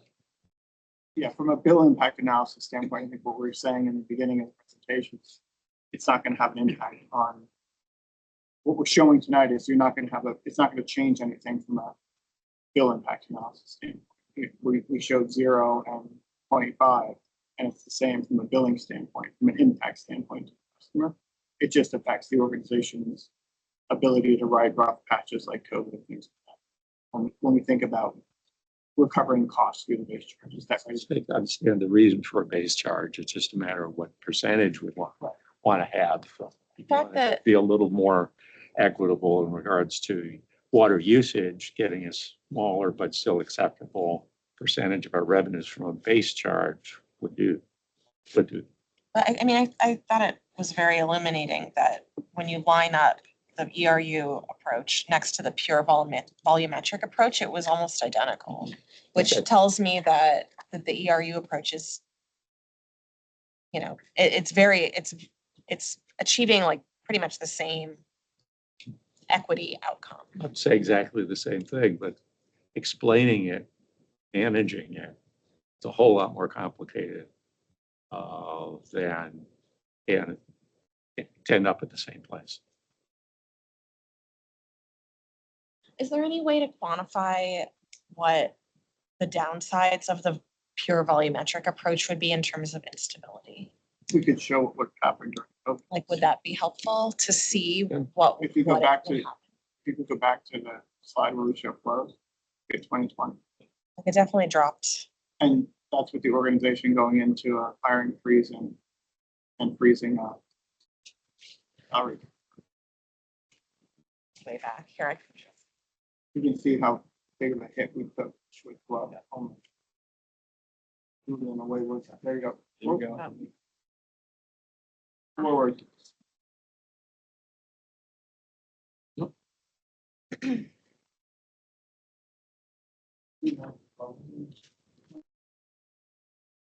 Big 10% drop.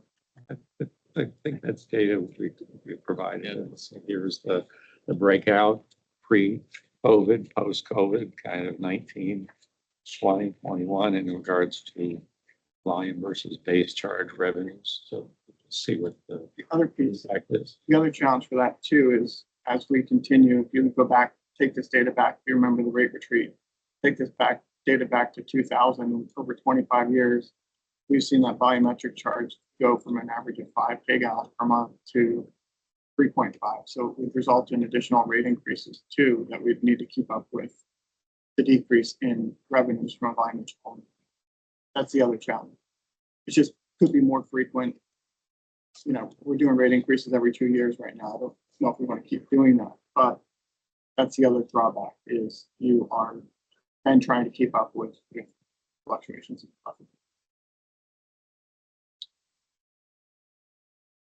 Keeping Mr. Jenks' point in mind, could you put that last slide up again? On the transition slide? The reason I want to, is I was exactly where Mr. Jenks was 2 days ago. But volumetric is easier to explain. However, if you go volumetric, it's going to be much harder to manage that kind of transition, what you're proposing. I understand this transition right. You're going to slowly transition in such a way where you're using some of the extra revenue from the higher billing folks, help the folks whose rates are going up, ease that transition.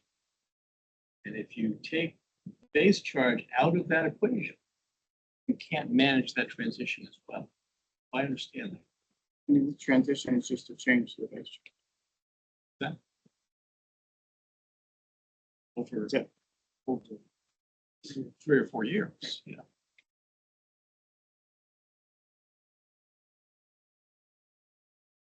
Because I think it's the transition that's one of the real challenges with what we're trying to do. I think you've also got a communication challenge in that you're explaining this transition at the same time that you're going to have inflationary and capital adjustments. And rates could go. I think we would work those into the adjustment year over year. So people, we have a 3-year rate outlook is what we would do. And it'd be baked into those capital changes would be baked into whatever you're seeing happening with respect to the two lines. You're not going to have somebody increase and decrease a year over year. It's not going to go up and down. It's going to be, we have the model. We're able to model it into each customer's rates. So it's not like you're seeing a decrease, but it's also accounting for your capital needs. But you're, again, not going to go up and down in these costs for one of these groups.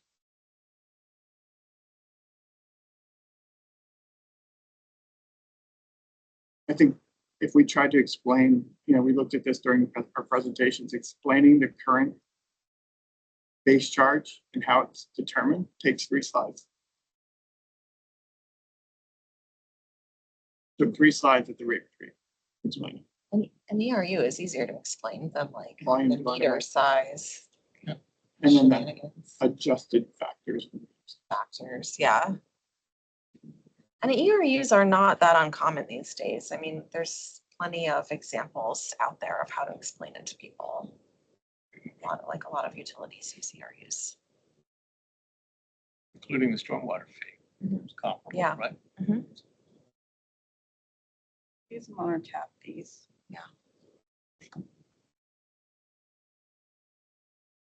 Could you go back to slide 24?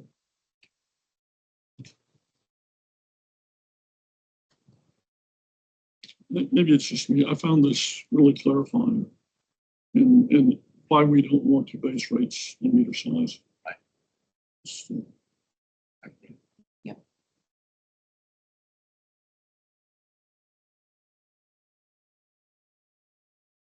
no matter what else we do. Mr. Carl, what do you need from the board? Our next step was to dive into the tiered rates. I think that for us, we didn't see a lot of benefit of doing that right now from the tiered rate standpoint. The other piece we're going to look at is the variation in the cost recovery on volumetric or changing the base rate, right? I think that's again, a policy decision. We showed bill impact from 0 to 25% base rate. From a bill impact standpoint, there's no change. So I think from a tiered rate standpoint and additional bill impact analysis for those other sub alternatives, our recommendation is to kind of table those for now until we figure out what we're doing, if we're doing the ERU approach or not. I think so that was maybe our first guidance. And the second guidance was getting into more policy discussions around what an ERU would look like. How do you apply an ERU? Do you cut off? Does a commercial customer stop at 1? Does a residential customer go above?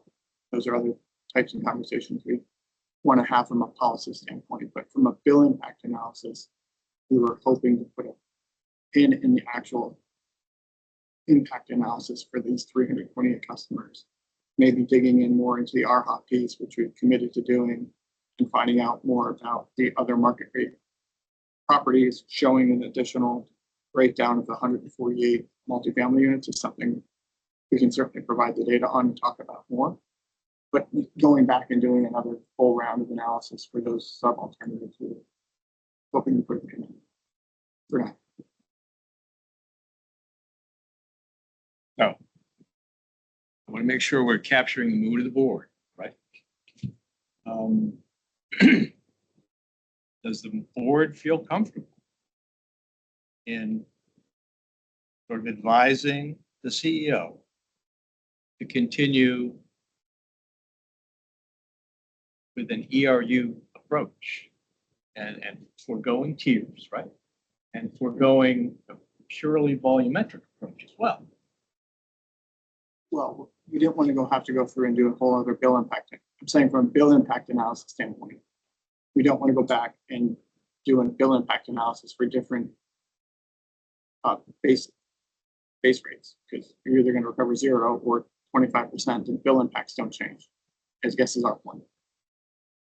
That's a policy decision on how much we want to recover through our base rate percentage, not a bill impact analysis issue. Doesn't impact the bills for sure.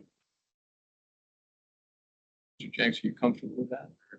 No, I'm not there in regards to saying that we ought to give up on the volumetric and or the other side is, reducing the amount of base rate charge as a percentage of the total, opposed to going to 0. I just, I think it seemed that I'm the only one who feels that way, and I'm just not saying I've come to a conclusion. I'm just saying I'm not at the point of saying this is which way to go. But 20% of the board, so your voice matters. I understand. Again, to be clear, I'm not. So does the 80%. The billing analysis piece, we don't want to go back and redo this presentation to show you what a different cost recovery in your base rate is going to be, because it's going to be what we just showed. I'm not saying, that's what I'm saying. We don't want to go back and do a whole other round of analysis for something that's not going to, it's going to show the exact same analysis estimate. If the board wants to evaluate a different base rate recovery, that's a different question. That's not what I'm saying. We don't want to have to go back and do a bill impact analysis for something from 0 to 25%. It's going to look exactly like 100%. Is there a different type of analysis or, data that you would want to see between, comparing the different, base rates kind of ranging from 0 to 25? I understand what Mr. Call is saying in terms of that the impact to the customer won't change, but the impact to Renew there would be an impact. Is that what we want to look at? I think that's part of it. Just told, well, that's considered best practice, but I don't have any information. Enough information, I should say it, to say, oh yeah, that's fine. So that's part of 25%. it's not there in saying, yeah, this is the direction we ought to go. Okay. I think I am comfortable with having that be what staff works on next. So we don't lose, we've got a time schedule. And not bill impact analysis for the question. That's what I'm trying to get clarity on.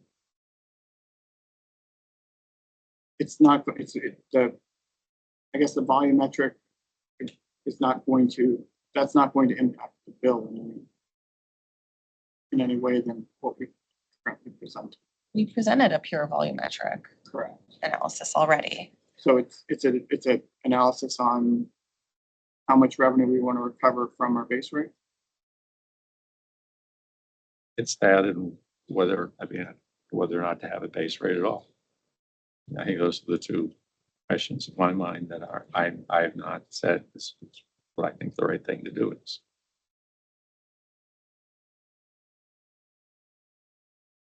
You agree, you've presented, the, information on what volumetric produces. It is what it is, what it is. We know that, but to say that that ERU is the better way to go. You're not there. I don't know, I'm not there. One way of kind of moving in more of a volumetric basis is having a smaller amount of or percentage of what we collect being in the base rate.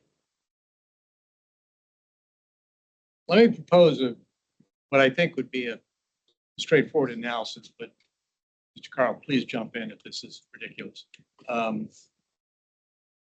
Looking at the flow curves going back 5 years, right? That I think showed up on slide 9.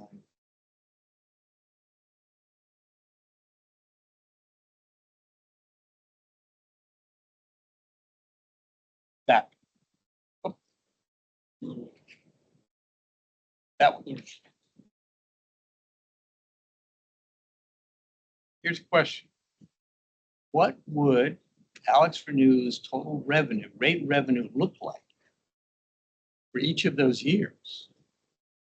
We had a purely volumetric charge versus a 10% base versus 20% base versus 30%. I mean, that's just a simple Excel kind of. Right, versus what's needed to support the organization. Right. It's a total needed. Right, and then ratchet down the base rate between 0 and 25%, show the revenue. Because I think what happened in 2020, it's real, that did happen. And that's why you have a base rate. Right? It's one of the reasons to deal with this and the overall downward trend in. Yeah, because I know where Mr. Jenks is coming from, because I am too, which is, okay, base rates make sense, but what is the right 10%, 20%, 30%? And if base rates are good, why wouldn't you make it 40%? That's what I was recommending before. If you go back and look at your revenue sufficiency from 2020, from 0 to 25% base rate, do you have enough to cover what was spent in that year? That's how we would need to look. That's not a bill impact. I think everyone's cool with no more bill impact analysis. I think we. You seem really worried about that. No, it just, I think we're interested in other analyses. okay, so. But I don't, but I mean, we already see the volumetric only bill impact analysis. It's like, it's in here. Going through a revenue sufficiency. I think that, yes, revenue sufficiency is something that I think. We all care. It's really a risk analysis of what's, Right. how much risk to take and what. And we have years where we had less and we have years where we collected more. This year we just finished, we collected. Because if you're thinking of it as volumetric is the most equitable way of structuring your rate, it's also simpler and easier to administer than an ERU system. The counter argument is, but what about revenue stability, right? That's like the main counter argument. So let's dig into revenue stability and understand how important that is as a counter argument against volumetric. And the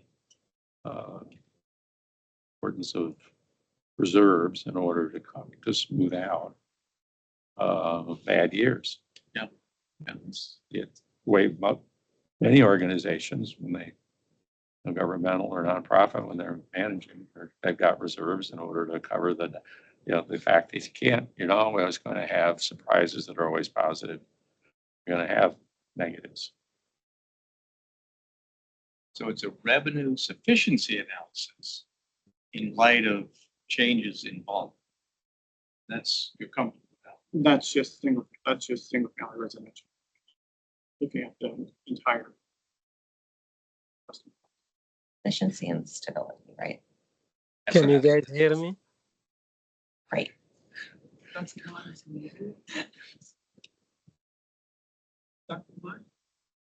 Yeah, no, because I I understand where Mr. Jiggs is coming from, and also I understand where Mr. Carl is coming from.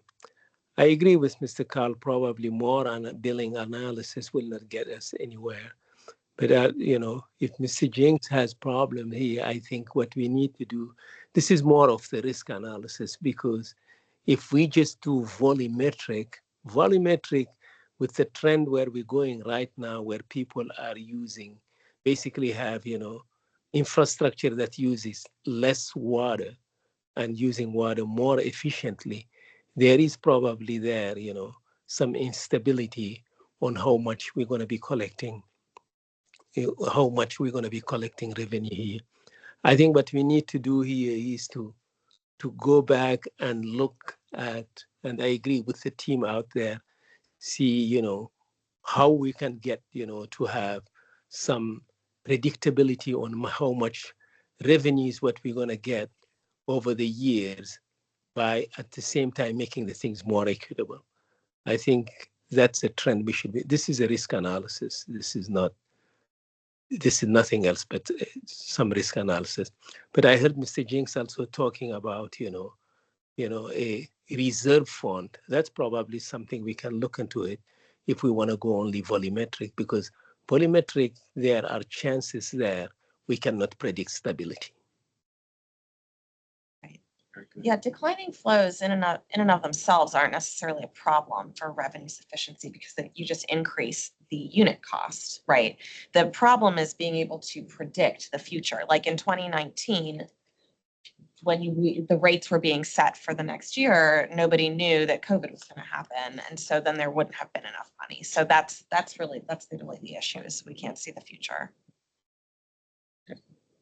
And I think the question is, what's the right amount of protection to have? This is a risk analysis. Exactly.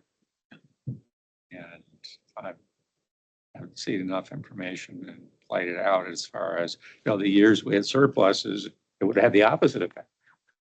We would have had bigger surpluses than we did.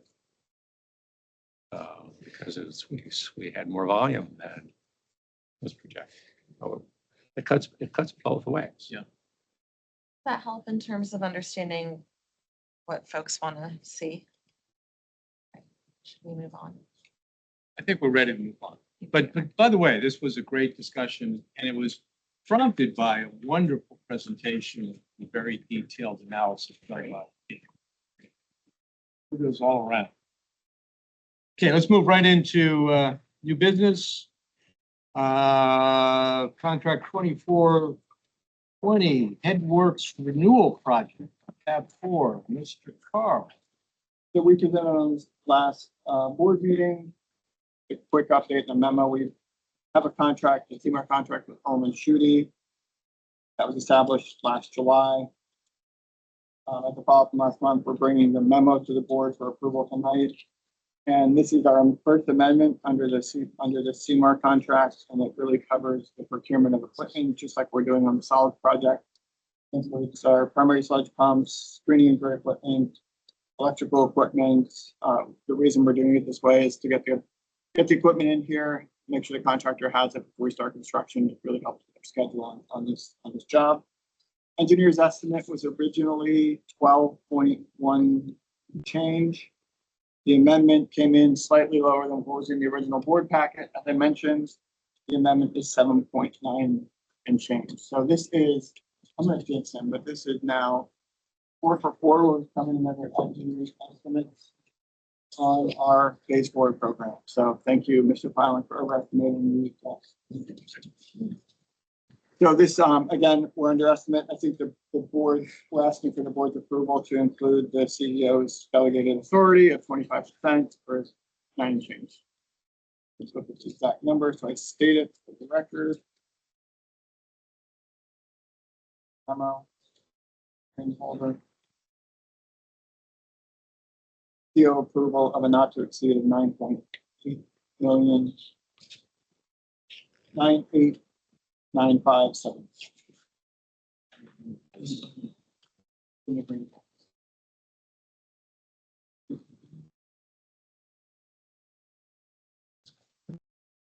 That's the total we spent to date, Mr. Beal, the total we spent to date, the headworks for tracking, the job is 23.6 million. And that would include tonight's amendment. And CO approval.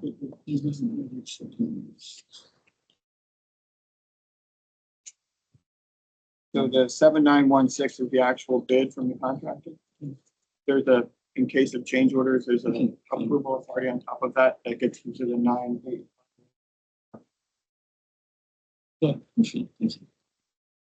Any more discussion on this? Motion to approve. So moved. And to be clear, the revised memo with the 9.896. Right? Move to revise staff recommendation. Your second? Second. All in favor? Aye. Right along. Another interesting topic, write-off of customer accounts. Carl. All right.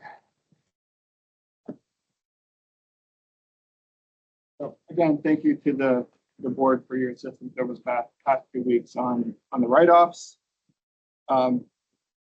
Every year, we do bring to the board write-offs that are outside the CEO's approval authority, around $1,500 per account. This year, what we have done now that we've got through the billing transition from Greater Cincinnati Waterworks to ESC, doing that billing transition, we put about 112 accounts. We kind of just pushed them aside and said we got to deal with these later to be able to get the bill transitioned. So we're going back to those accounts and they were excluded from last year's write-off. In addition to that, when we're going through the data analysis from GCWW to ESC, we also identified an additional 244 accounts that dated back to 2015 that had inactive values associated. And that value is $70,000, $171,000 when you round up. So the way we put together this year's memo, it was 3 tables. Table 1 would have been debt discovered that we discovered this year after the billing transition that was not written off in previous fiscal years. That totaled of $193,000 across 356 accounts. That gives the CO approval authority there would be $75,000. Board approval of $3,000. Table 2, this shows what managing our delinquencies can do from a total debt standpoint. We only incurred about $17,000 this year of inactive debt from 169 accounts. That all of that can be written off from the CO authority per account. There's nothing in the do. We take tables 1 and tables 2 and add them together. It gives our total proposed write-off amount this year of $210,948 across 515 accounts. CO's portion is less than the board's at $92,000. The board's at $119,000. We've been trading emails back and forth over the last week or so with Mr. Jenks and the Finance and Audit Committee. One of the things that we suggest doing tonight is endorsing the write-off with the exception that staff will pursue 2 accounts, one a restaurant named Bonchon for 24 and change, and another account specifically related to Envoy Alexandria, $8,000. We were pulled off on writing those accounts until we exhausted all efforts of caution.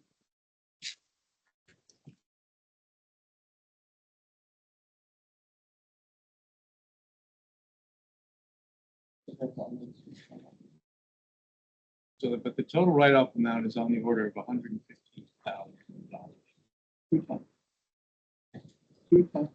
948,970. Except for those 2 accounts that I mentioned, we would not write those off until we determine that we've done our due diligence and we're meeting with the city tomorrow.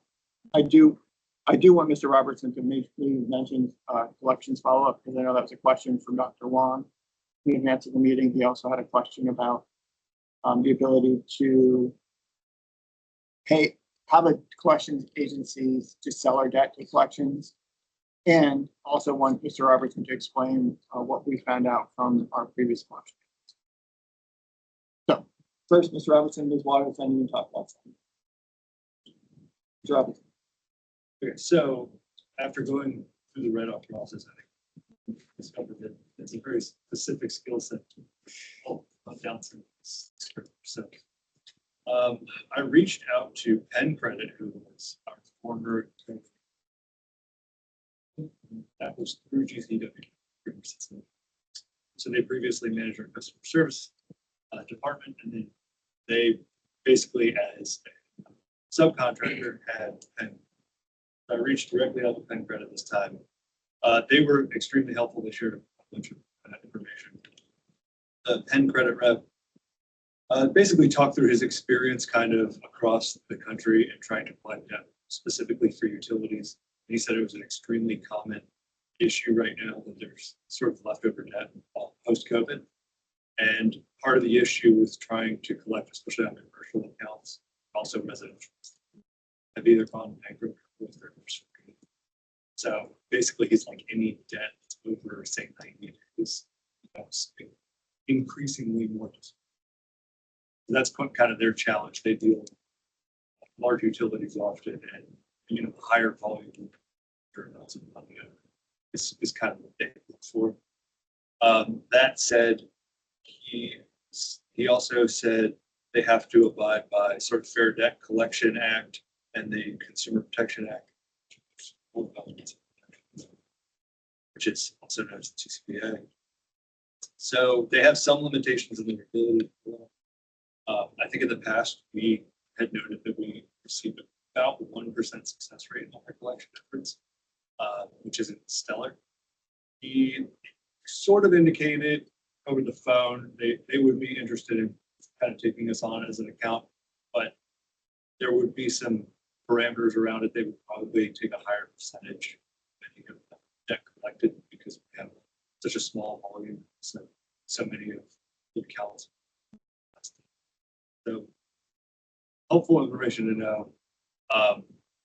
Part of the reason that we had lower rates as well in the past is because they went through GCWW, and GCWW was managing customer service.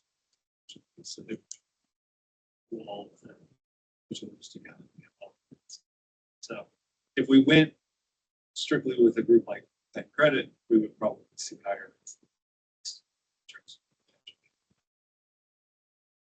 The other option that I'm working on now is I've reached out to EFC, a current customer service provider. They have a couple of clients groups, so we'll see what kind of options they can find. So that's kind of looking credit applications.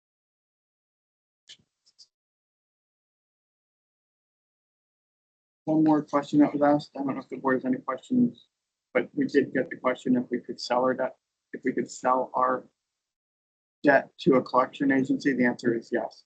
And that would be a topic of discussion that we can talk about in more detail. Recoveries are when you sell it for a fraction of the amount, and you lose full control over how they interact with those accounts.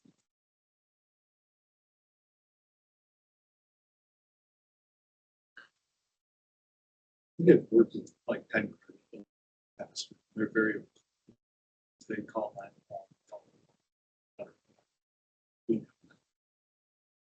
We sell our debt. Yeah, we didn't sell it. Yeah, exactly. Those are the options. The answer is yes. I suggested Oh, yeah, I don't like that. the staff sit down with the city, who collects that, bad debt, basically delinquent taxes and lots of other things, particularly, restaurants, meals tax, all sorts of stuff, uses collection agencies, and they can potentially riding along or helping the city do that. The state code allows you to set up that collection tax. And there are things that we have not done or could do that, particularly for larger accounts, which I asked staff, what are the top three? uh, are worth running down. A lot of what's on that just aren't, because the time it takes to run down just aren't worth what the amount is an equivalent to the amount owed. But for the larger taxpayers, or one of them, a commercial entity, went through Chapter 11.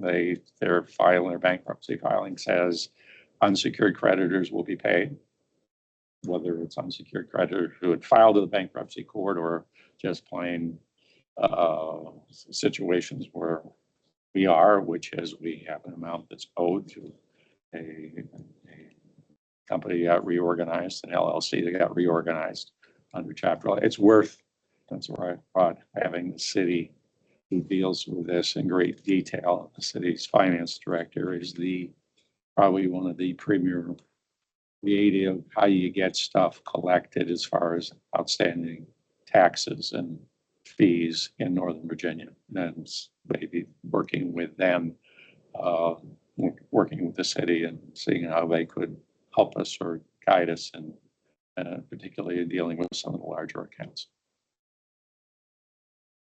I think might be worth noting too. I think we had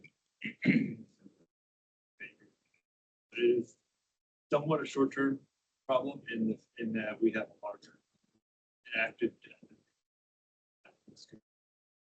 You see that in the past as well.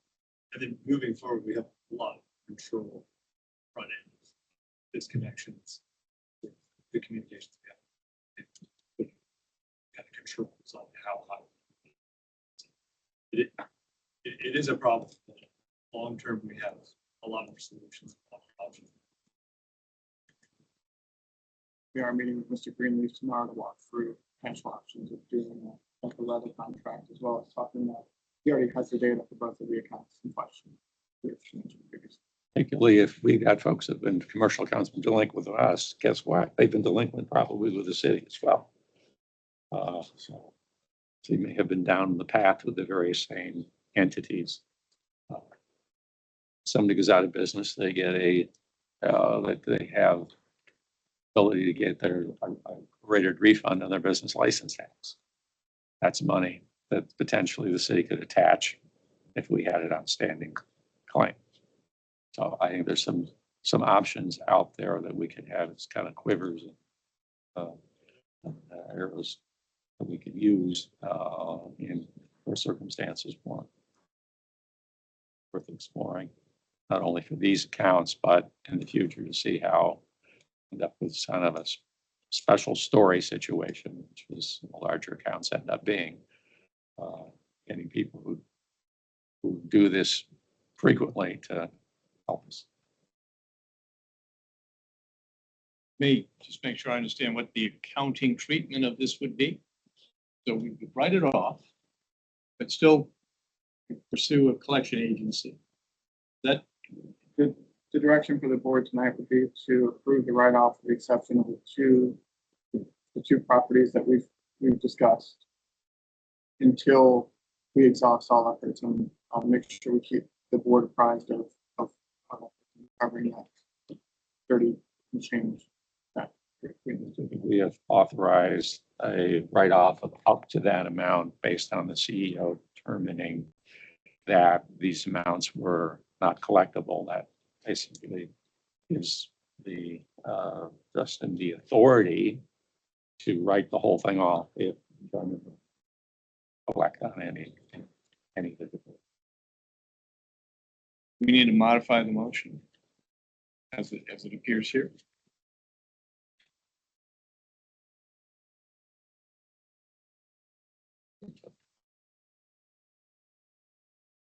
Yeah, if you're talking the motion is what's listed in the recommendation. Yeah. I think we could leave it as is with the exception of in the end of the first line after the 118,938, they subject to the CEO determining amounts owed or not collectible. Okay, that's good.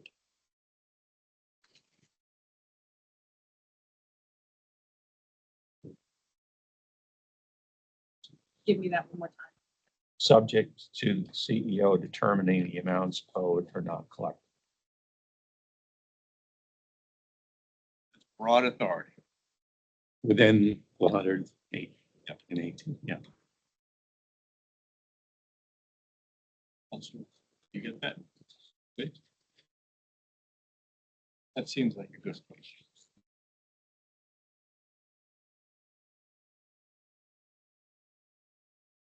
The motion as amended, do we have a second? Second by Mr. Beal, all in favor? Aye. Did we hear from Dr. Wong? Yes, I hear. Okay. Informational briefing on biosolids diversification. We skipped something. Oh, did we? Payment. Oh, payment assistance. I'm sorry. I'm sorry. Put me on track. It's hard to do. Do my best. Okay, payment assistance program policy change. We have, we are proposing revisions to the formatting to current policy template, but the substantive changes relate to how we fund LEAP and how that's more compliant. And so it sets forth a new section 4 where it provides definitions. I actually, in reviewing this while sitting here, I had an epiphany. I think under these definitions that we really need a third. Let me explain. So in reviewing how, what revenue categories we deal with, and what the restrictions are, we have turned to the Authorities Act and the Master Indenture. Under the Authorities Act in section 56, it talks about rates, fees, charges, includes late penalties, and all of those are a service model. We can recover rate revenue for the cost of service. So the rate revenue should be defined as all funds derived from charges imposed on the customer to secure service. The second definition really needs to be pledged system revenue. Now this gets to the indenture. Indenture defines revenues broadly as all income derived from ownership of consumer system that is pledged pursuant to the indenture. And then the final one is non-rate, non-system revenue. And that's what we would use to fund LEAP. And so the easiest way to envision what I've just set forth is to jump down to the new flow chart under section C. And so when we're looking at a source of funds, the first question will be, is the source of funds tied to customer charges for rate revenue? If yes, it's rate revenue, you cannot use it to fund LEAP, not discretionary. Number 2 question, is it derived from ownership and operation of the sewer system?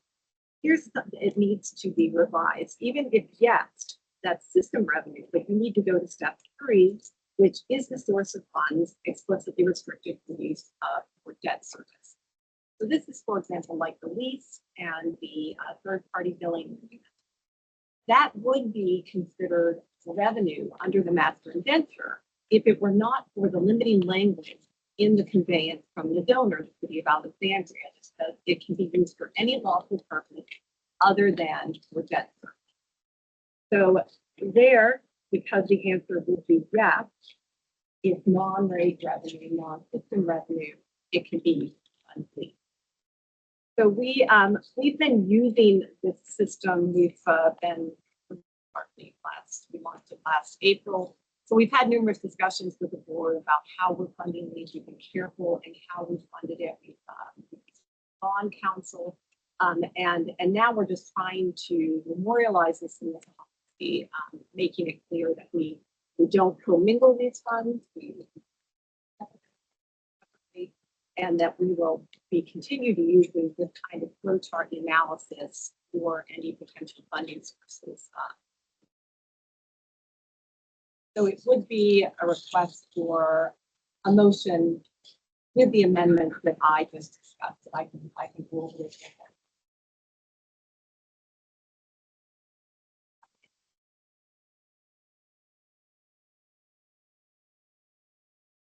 In short, the pledge revenues, the revenues would have to go to that, so that's why they restricted in this agreement.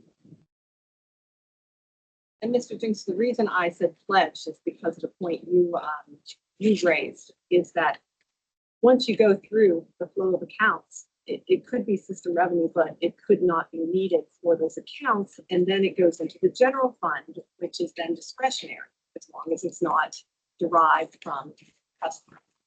So you could have things that come out of the master and denser flow of funds and ends up into the general fund with. So all these definitions would then help us decide which of those categories each of these funding sources belong. I think having the language you've added on B2 is important because once it gets to the general fund, then the indenture is basically done with restricting us.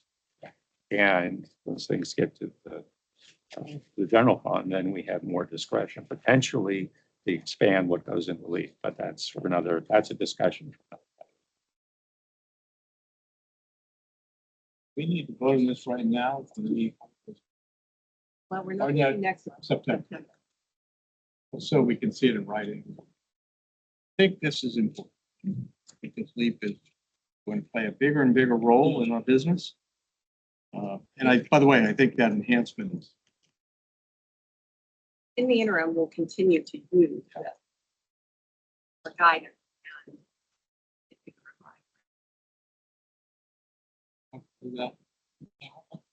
Yeah. You're right now.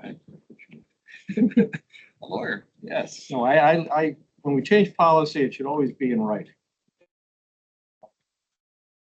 Let's hold off for 2 months, but continue with the approach that you take. Good. Good. Yeah. I think now the time. Now is the time to talk about biosolids diversification.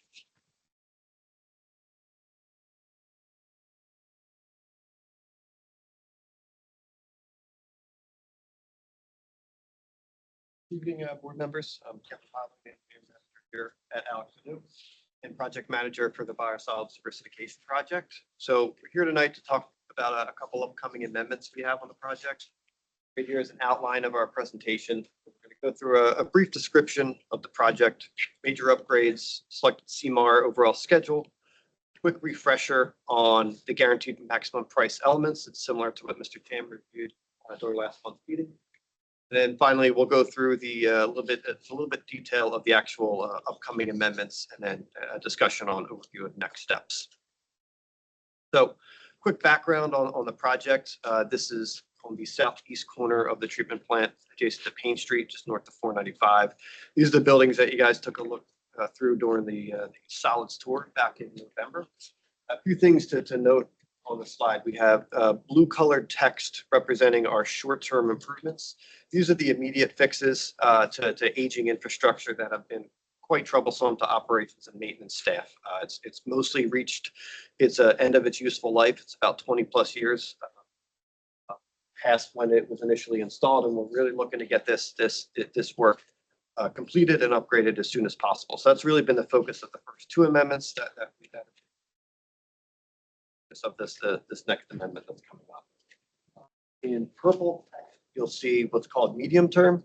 These are the improvements to our biosolids processing that's going to set us up for future success in terms of reduction of overall solids capacity and try to mitigate some potential future regulatory.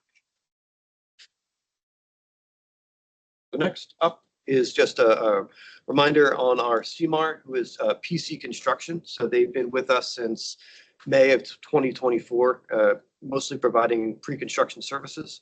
We've executed 2 agreements with them for the purchase of equipment. They're pretty well established in the area, about 50 years of experience with a regional office in Baltimore. They're also one of our job order contracts. So they've been doing work for us, doing a lot of on-call emergency upgrades and improvements for about the last 2 years. So we gotten to have a pretty good working relationship with them in terms of their abilities from a construction standpoint, and also got to know them pretty well over the last almost year and a half now for pre-construction services. So General schedule for the overall biosolids diversification project is shown here. About halfway through 2025 already. Pretty far along in the design. And I've executed 2 amendments to date. And then pre-construction services has been ongoing since middle of 2024. Again, that has been in the involvement with PC Construction, the CMAR, that they've been pretty instrumental in helping us package the work to figure out how it's going to be executed and built, and also providing us with constructability reviews along the way. You'll see that we are finally starting to get into our construction phase of the work. So that's been featured in the board dashboards over the last 2 months with the start of lime demolition. The next quick refresher on the components of the guaranteed maximum price, how the major components of what each of these amendments are that have been brought before the board. So this really sets what the not to exceed costs for how much we're going to pay the contractor for their work to date. So kind of the big chunks of work are typically the subcontracted work and self-performance. We also have included pre-construction services because that is going to be featured in the next amendment that's upcoming. And then it's the contractor's general conditions. This is typically their costs for their construction management staff for overseeing the field, for overseeing work and any overhead. And then we have their contractor's fee, allowance payment items if identified, and then contingencies, contractors contingency, and then owner's contingencies as well. So we've presented this slide previously as well, just a refresher on the overall packaging of amendments that we're envisioning for the biosolids diversification project. So initial contract amendment 1 and 2, these have been already approved by the board. This covers pre-construction services and mostly purchase of equipment and demolition of the lime system building L. What we're focusing on today is Amendment 3. This is the last amendment that addresses the short-term upgrades. This is essentially the cost of work to install the equipment that was purchased under Amendments 1 and 2. It also includes, or will include, the pre-construction services for the dryer facility. That's the medium-term upgrades that we're looking at that help sets us up for mitigating any regulatory concerns with land application and overall reduction of our biosolids production here. We are envisioning currently 2 amendments for medium-term upgrades. So Amendment 4, this is going to be the purchase of that dryer itself, and then electrical equipment associated with it, and then a final amendment that's actually going to see the installation of the dryer.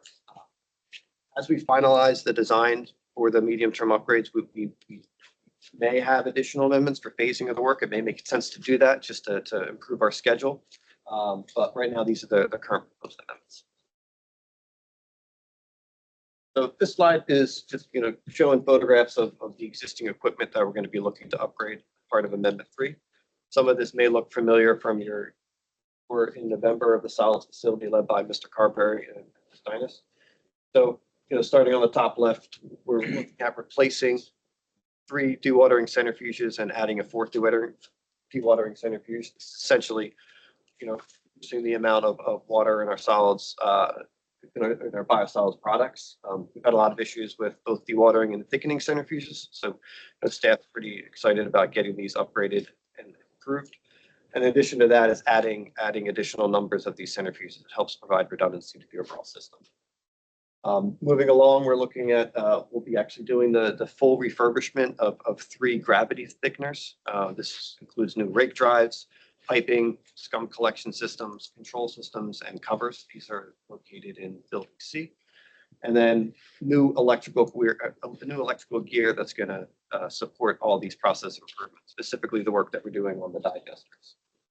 Moving along the bottom row, we are looking at replacing our digester heat exchangers with larger units. And then once those are up and running, that allows us to decommission the pasteurization process associated with our biosolids treatment train. That essentially allows us to pasteurize the biosolids and get us to a Class A product. So once that's decommissioned, we're going to switch purely to the digester heat exchangers. And then finally, we're gonna, in terms of actual physical work, we're gonna be improving the gas mixing system within the digesters themselves. So that's the last of the cost of work component.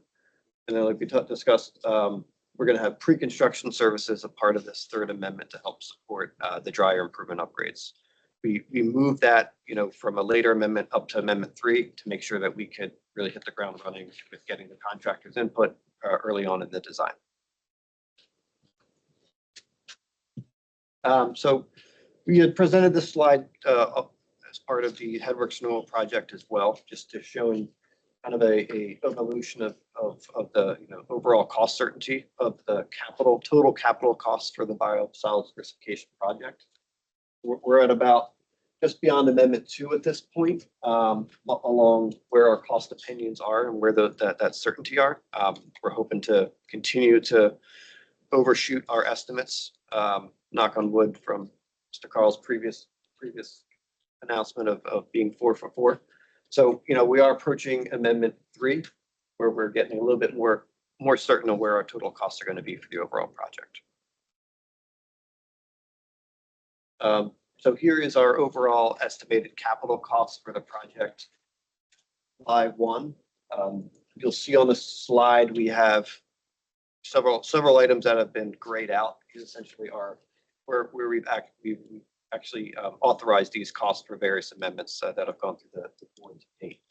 So these include the short-term pre-construction services, design services for our engineer, OA costs, and then the first 2 amendments that were executed and approved with the contractor. We're looking at design services during construction and resident engineering costs, and CM costs are rough orders of magnitude based on our engineers.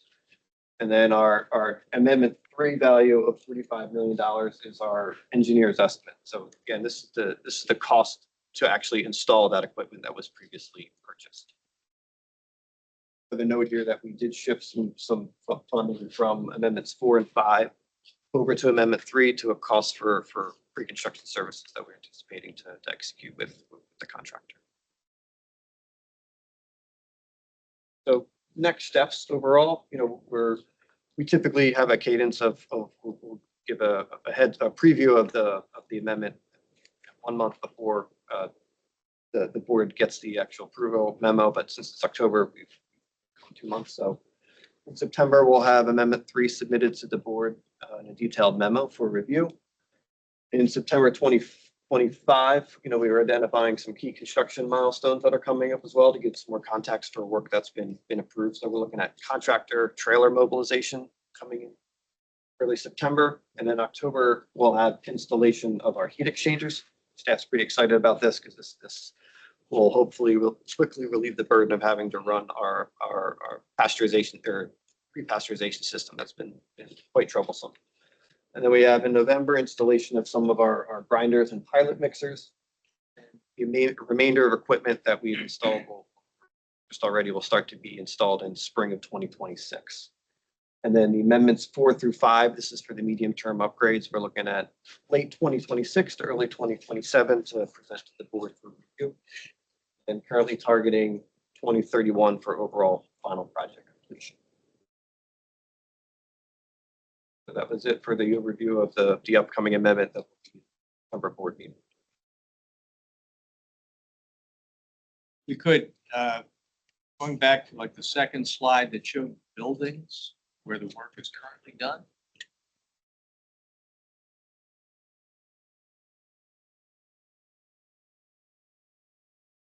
That one there, cool, we're great. There we go. Is it too early to ask what's the final configuration of these buildings going to look like at the end of Amendment 5? Well, L and 20 will be the same.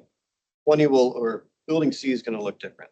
So this is going to be knocked down and essentially have an additional level added to it. You can kind of see a preview for it. Sorry, let me go through. It's kind of hard to see, but it's on this slide here. Yep. This is actually a 3D cutaway of the building itself. So it is going to look drastically different than what its current configuration is now. So we'll have a second story added to it to account for the dryer facility, building skin and facade, targeting modern and timeless, possibly similar to the new pumping station out here.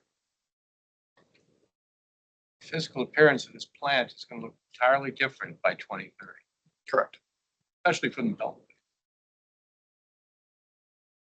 Thank you. Thank you.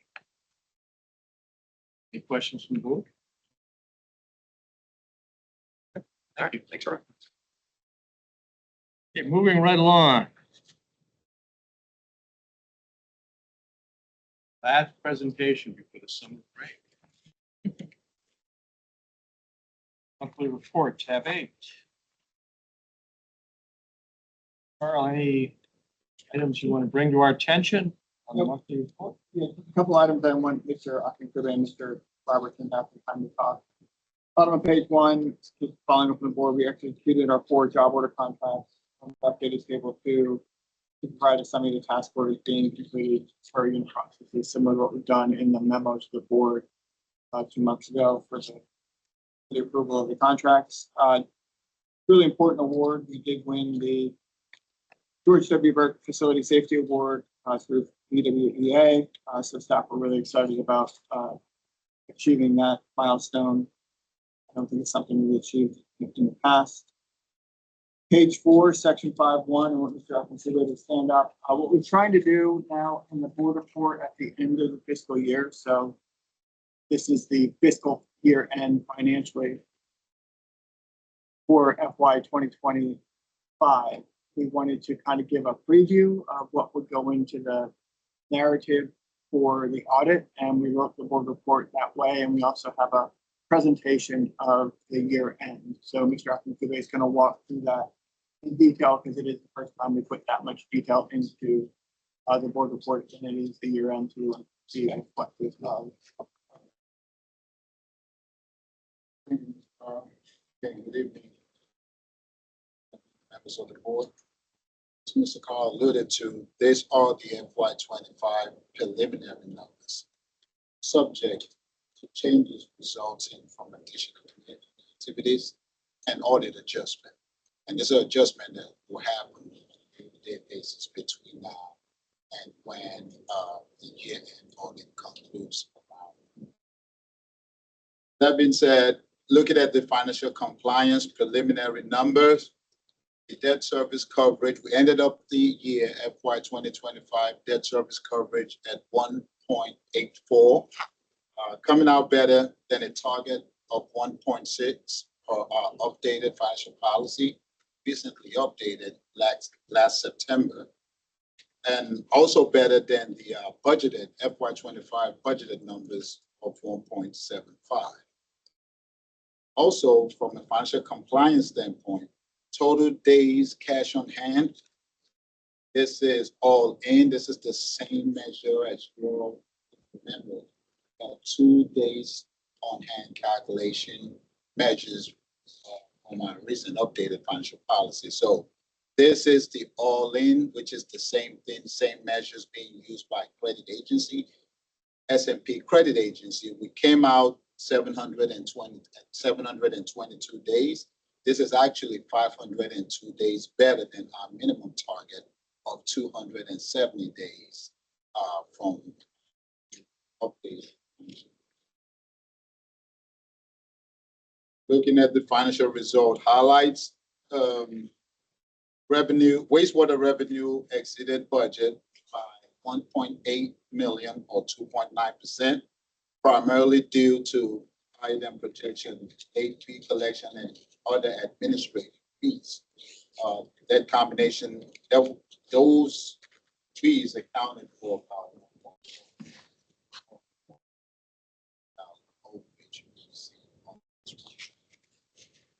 Fairfax operating charge revenue came out slightly under budget at 200,000. Under budget primarily due to lower flows than projected from Fairfax, as Mr. Carl and Ms. Fian had talked about. Looking at flows from Fairfax has been declining gradually. Interest income, actually this is a very recent update, even different than what you may have on your CEO report. Interest income came out at 800,000, better than budget. I believe in your CEO report, you have 1.7. Again, these numbers are changing on a day-to-day basis. So interest income was 800,000, better than budget. Operating expenses are actually 800,000 higher than budget, primarily driven due to higher personnel costs. Debt service was 300,000 lower than budget primarily due to lower than projected capital execution and spending. So the total net positive variance that I mentioned, approximately 1.6 million, factored with the cash budget, cash use of 5.3 million that we did not end up using at all due to low capital spending. That is giving us a net revenue of $6.9 million to cash reserve, which will be used towards future capital spending. Any questions so far on financial results? Question on the capital spending. Are those projects basically came in under budget, or how did it's a significant amount of money? It's just primarily due to just the execution rate. The whole. So it's, in my mind, it's not a surplus. It's just which year it gets spent. Yeah, so it's really a surplus of around $2 million. I mean, if you consider the operating and debt service and the non-capital accounts where we ended up ahead compared to budget about roughly 2 million. About 1.6 when you look at those categories: revenue, interest income. On the revenue side, then on the expense side, we were on too. On the expense side, actually, we came out higher than budget. By 800,000 on operating expense.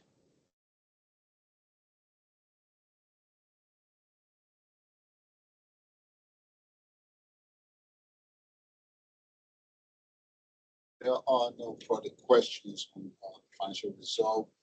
As Mr. James mentioned earlier, the FY25 audit is now in progress. Ongoing preliminary field work and deliverables and requests from the auditors at this moment. So this is like where the auditors are just requesting for a lot of items that they are going to test on later on.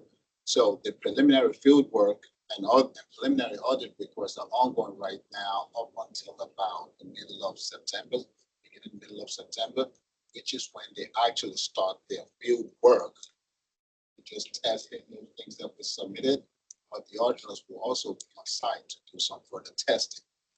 With the hope to conclude the entire audit by the first week in November, where we get to present the final year-end results and the audit results to the board during our finance and audit committee on November 12th. One thing you mentioned, something for the finance and audit committee, every year we get a little pushback from the auditor about our timing. Our timing is driven by the financial policy of having this done by the end of November. We're just asking the question. I have no idea where that date came from. Is there a magic having it done by the end of November, or can we push it to the end of December or mid-December?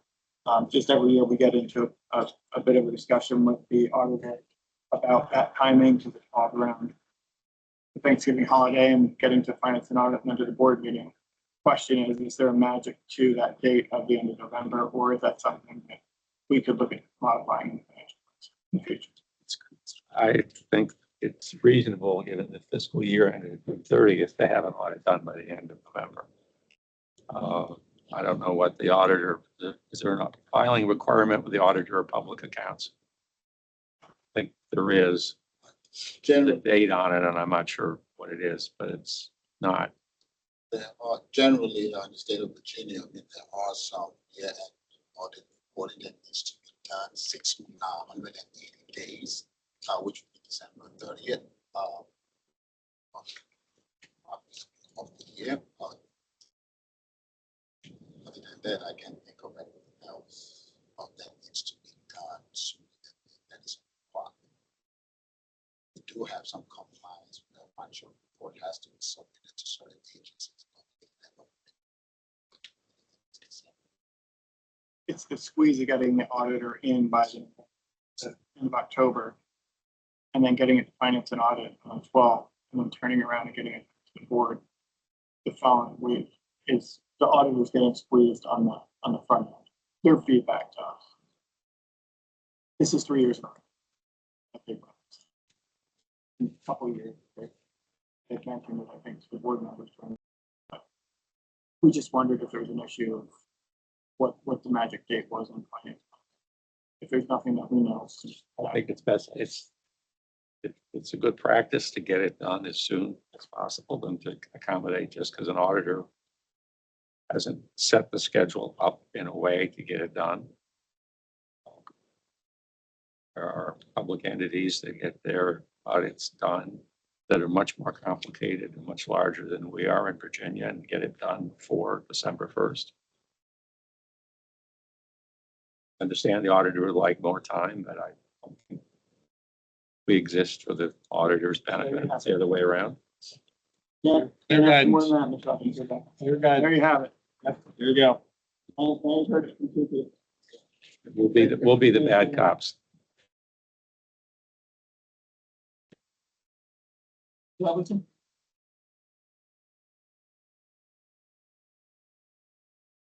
I'll go through. Just to cover the status of delinquencies, we're continuing to see that trend of sort of a slow decrease in both accounts. Also, so we saw a decrease of 65 accounts and a decrease of 55,000. Representing about 50% of that delinquency is from accounts. Let's see, as far as payment plans go, they now represent $584,000, which is about 64%. Go to page 7. We disconnected 20 customers for non-payment this month, decreased from last month to 45. 10 paid their balance in full, 5 enrolled in a payment plan, 4 accounts were closed, and 1 applied to leave. Again, you can see the trend in the bar graph here. I think we've seen 7 months in a row that slow decrease. Average value. On the community outreach and engagement side, we were featured in Construction Magazine, so that's pretty neat for the organization. We had 933 visitors, so that's a pretty high number for us this past month. And in addition to that, we had 497 voters. So our building's full. Also on June 18th, this was just kind of a fun visit. We had 35 children visit from Marian Church. It was a large group, so we split them in half. Half the group got newest book read to them in the lobby, and then I took turns with the other half taking them to show them the NMF and sort of the top of the construction site through the fence. So a good time was had by all. It's a fun visit. That model in the lobby. Not sure about the trees and. There have been a few comments, yeah. That was an artistic choice. It's a wonderful presentation of the new structure. They design furniture as well for a living, and they're looking at furniture. Very. Marshmallow. Yeah. That's a nice way to. Always. That's their touch on it.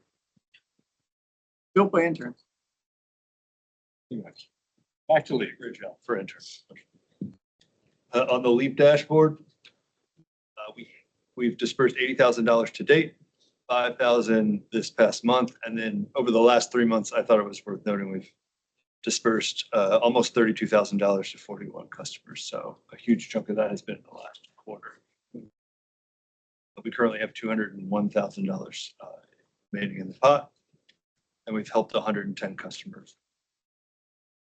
Before we go to the next slide, I thought it might be helpful, actually, I highlighted this to point out 200302, 20060 are 2 of the communities that we're continuing to see both disconnections and also LEAP assistance go to. So if you go to the next slide to represent these things.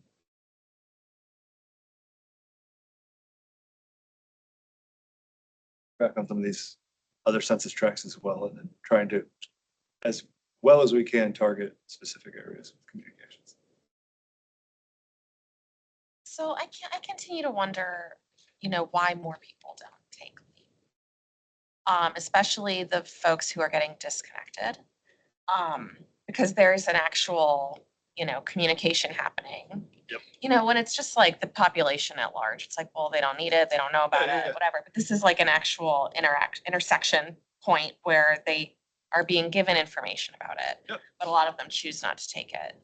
And especially when I look at, I've been kind of tracking this paragraph in the monthly report and, of the people who are disconnected, how many pay in full versus payment plan, whatever. Like the people who pay in full, like they clearly can afford to pay in Yeah, full. yeah, So yeah. that's fine. But like the people who choose to enroll in a payment plan, they obviously are experiencing some sort of financial difficulties because they can't afford to pay off their balance. Yet they're not accepting the LEAP assistance. And I wonder why that is. Is it the way that the program is described in the written materials? Is it like a language issue? I don't want to get into it tonight because it's really late, but is this something we could talk about more like Yeah. this fall? I mean, if I can comment. Yeah. Because I think the same thing every time I read it. So a couple of things come to mind. One is when we talk with Promise, and Promise works statewide, nationwide on payment plans, they've often commented how unusually hard it was to get people to even sign up for payment plans in Alexandria. I mean, they've brought it up in webinars, they've brought it up with us multiple times, like even if we're communicating to other utilities, that it's a unique challenge to our city. People were unwilling to accept any kind of assistance. Stubborn bastards. The other thing that stands out in my mind too, though, is anywhere except for text messaging in particular from Promise Bank, anywhere else we're communicating both Promise and LEAP simultaneously. So anytime we go out and disconnect, there's a door hanger that advertises both with a QR code in multiple, like all 4 languages that we normally communicate to. So we're trying not that this is perfect, but we're trying our best to address language, the fact that everybody that is getting disconnected is receiving. And honestly, by the time they get the door hanger, they've already got phone calls, emails in with multiple language options, trying to sell LEAP. We've adjusted some of the language to be softer from previous comments. So we're constantly kind of trying to adjust, but it is challenging for whatever reason. On the plus side too, we can see in our portal where we're basically the Dollar Energy portal that shows other utilities that we compare extremely favorably, especially for the size that our utility is, because we're competing sometimes with groups like Dominion and Appalachian. So we did a lot of research ahead of implementing LEAP, and we talked to a lot of other authorities. And, one example with Western Virginia Water, and when we launched LEAP, they said, hey, be ready that you might not be able to spend the amount that's coming in because it becomes a pride issue for people taking the money. And that's something not only that we are experiencing, it could be that, but we also experienced that when we did CARES distribution back in 2021 and 2022. It was hard to give away the money in Alexandria, and Promise was the same agency doing that. So I think it could come down to a pride piece. We're trying to take down one more barrier to LEAP, which is, it's a phone call. You have to say, I need help. It's an email. I need help. We're going to have a web portal where you just sign up and get it dispersed. Mr. Robertson and team are working on the web portal, and we think that might take a barrier down. Yeah. Yeah. You don't have to talk to a person. So You have to admit that you need Right. assistance. And Yeah. then I think we'll see if that number starts Okay. to go up a little bit more Okay. rapidly, as opposed to taking the Promise money. If I can just go online and fill out a form on my phone, no one knows but me, Right. and I don't have to explain it to Yeah. this guy on the other side of the phone that I need help. That's And great. and That's I great. actually emailed Dollar Energy to see the status of the portal this morning. So we'll see what they come back with. Great. The- We don't have to go in. Yeah. I'm tired. Yeah, sorry. But can we talk No, about but I it? mean, in a couple I think months? it's worth. Also, I worked at another utility and saw the whole CARES Act transpire from a different lens, and we had the same challenges And I saw the same challenges from all of my colleagues in different utilities, where it's like unbelievably hard to give away money. Yeah. It's shocking. So at a certain point, it becomes hard to justify continuing to like collect so much money. Like we're collecting a lot of money. And people, it's at a certain point, it's gonna be like, well, why? If we can't give it away. So, but it's, I don't think it's because there isn't a need, I think. No, it's a very fair point. Yeah, so, okay. Something we kind of like, rack our brains. Thank you. So we didn't see the large disbursements that we did last, if you'll remember last month. I think we gave away 17 different accounts and they had larger total balances. We saw the balances come down. We saw them come down a little bit, in part probably because we did less disconnections this month. To your point earlier. So that's all I had. Sorry for all the talking. Thanks. Thank you. Mr. Roberts. Thank you. Keep it short and brief on Rivernew. Really jump to the last page, page 6. Full picture. The pump's being installed. So 6 of them are in there. 2 of them are getting ready to be shipped from Sweden. They've been factory tested. The 2 that were decapitated have been scrapped. 2 new pumps built, tested. Waiting on the testing report. Got an update this morning and they'll be shipped as soon as the testing report comes through to flight. And then it'll be shipped over to us. We don't see any issue with those being. And phase forward, I really nothing new to update there. Was continuing on the line demo, just a full picture of Park Line, also in the elevator. And we did release the RFP for the nutrient reduction project, which includes the tertiary and 4MGD upgrades. The RFP went out July 18th, and we had the kickoff meeting with the 3 shortlisted design build teams today. That project is now underway in the second step of the procurement process. So we will evaluate them based on the design. Nice. That's it. Mr. Hill, I need to go back to the motion on 7B very quickly. 7B, That was the write-off. Right up? Right up. So, Mr. Jinks, you said to approve, the motion was to approve the fiscal year 25 write-off amount.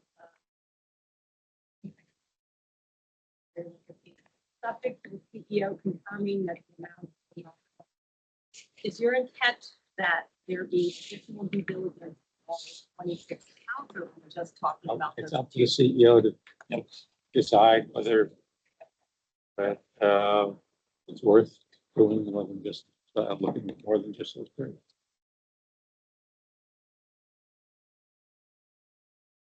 is there a motion to adjourn?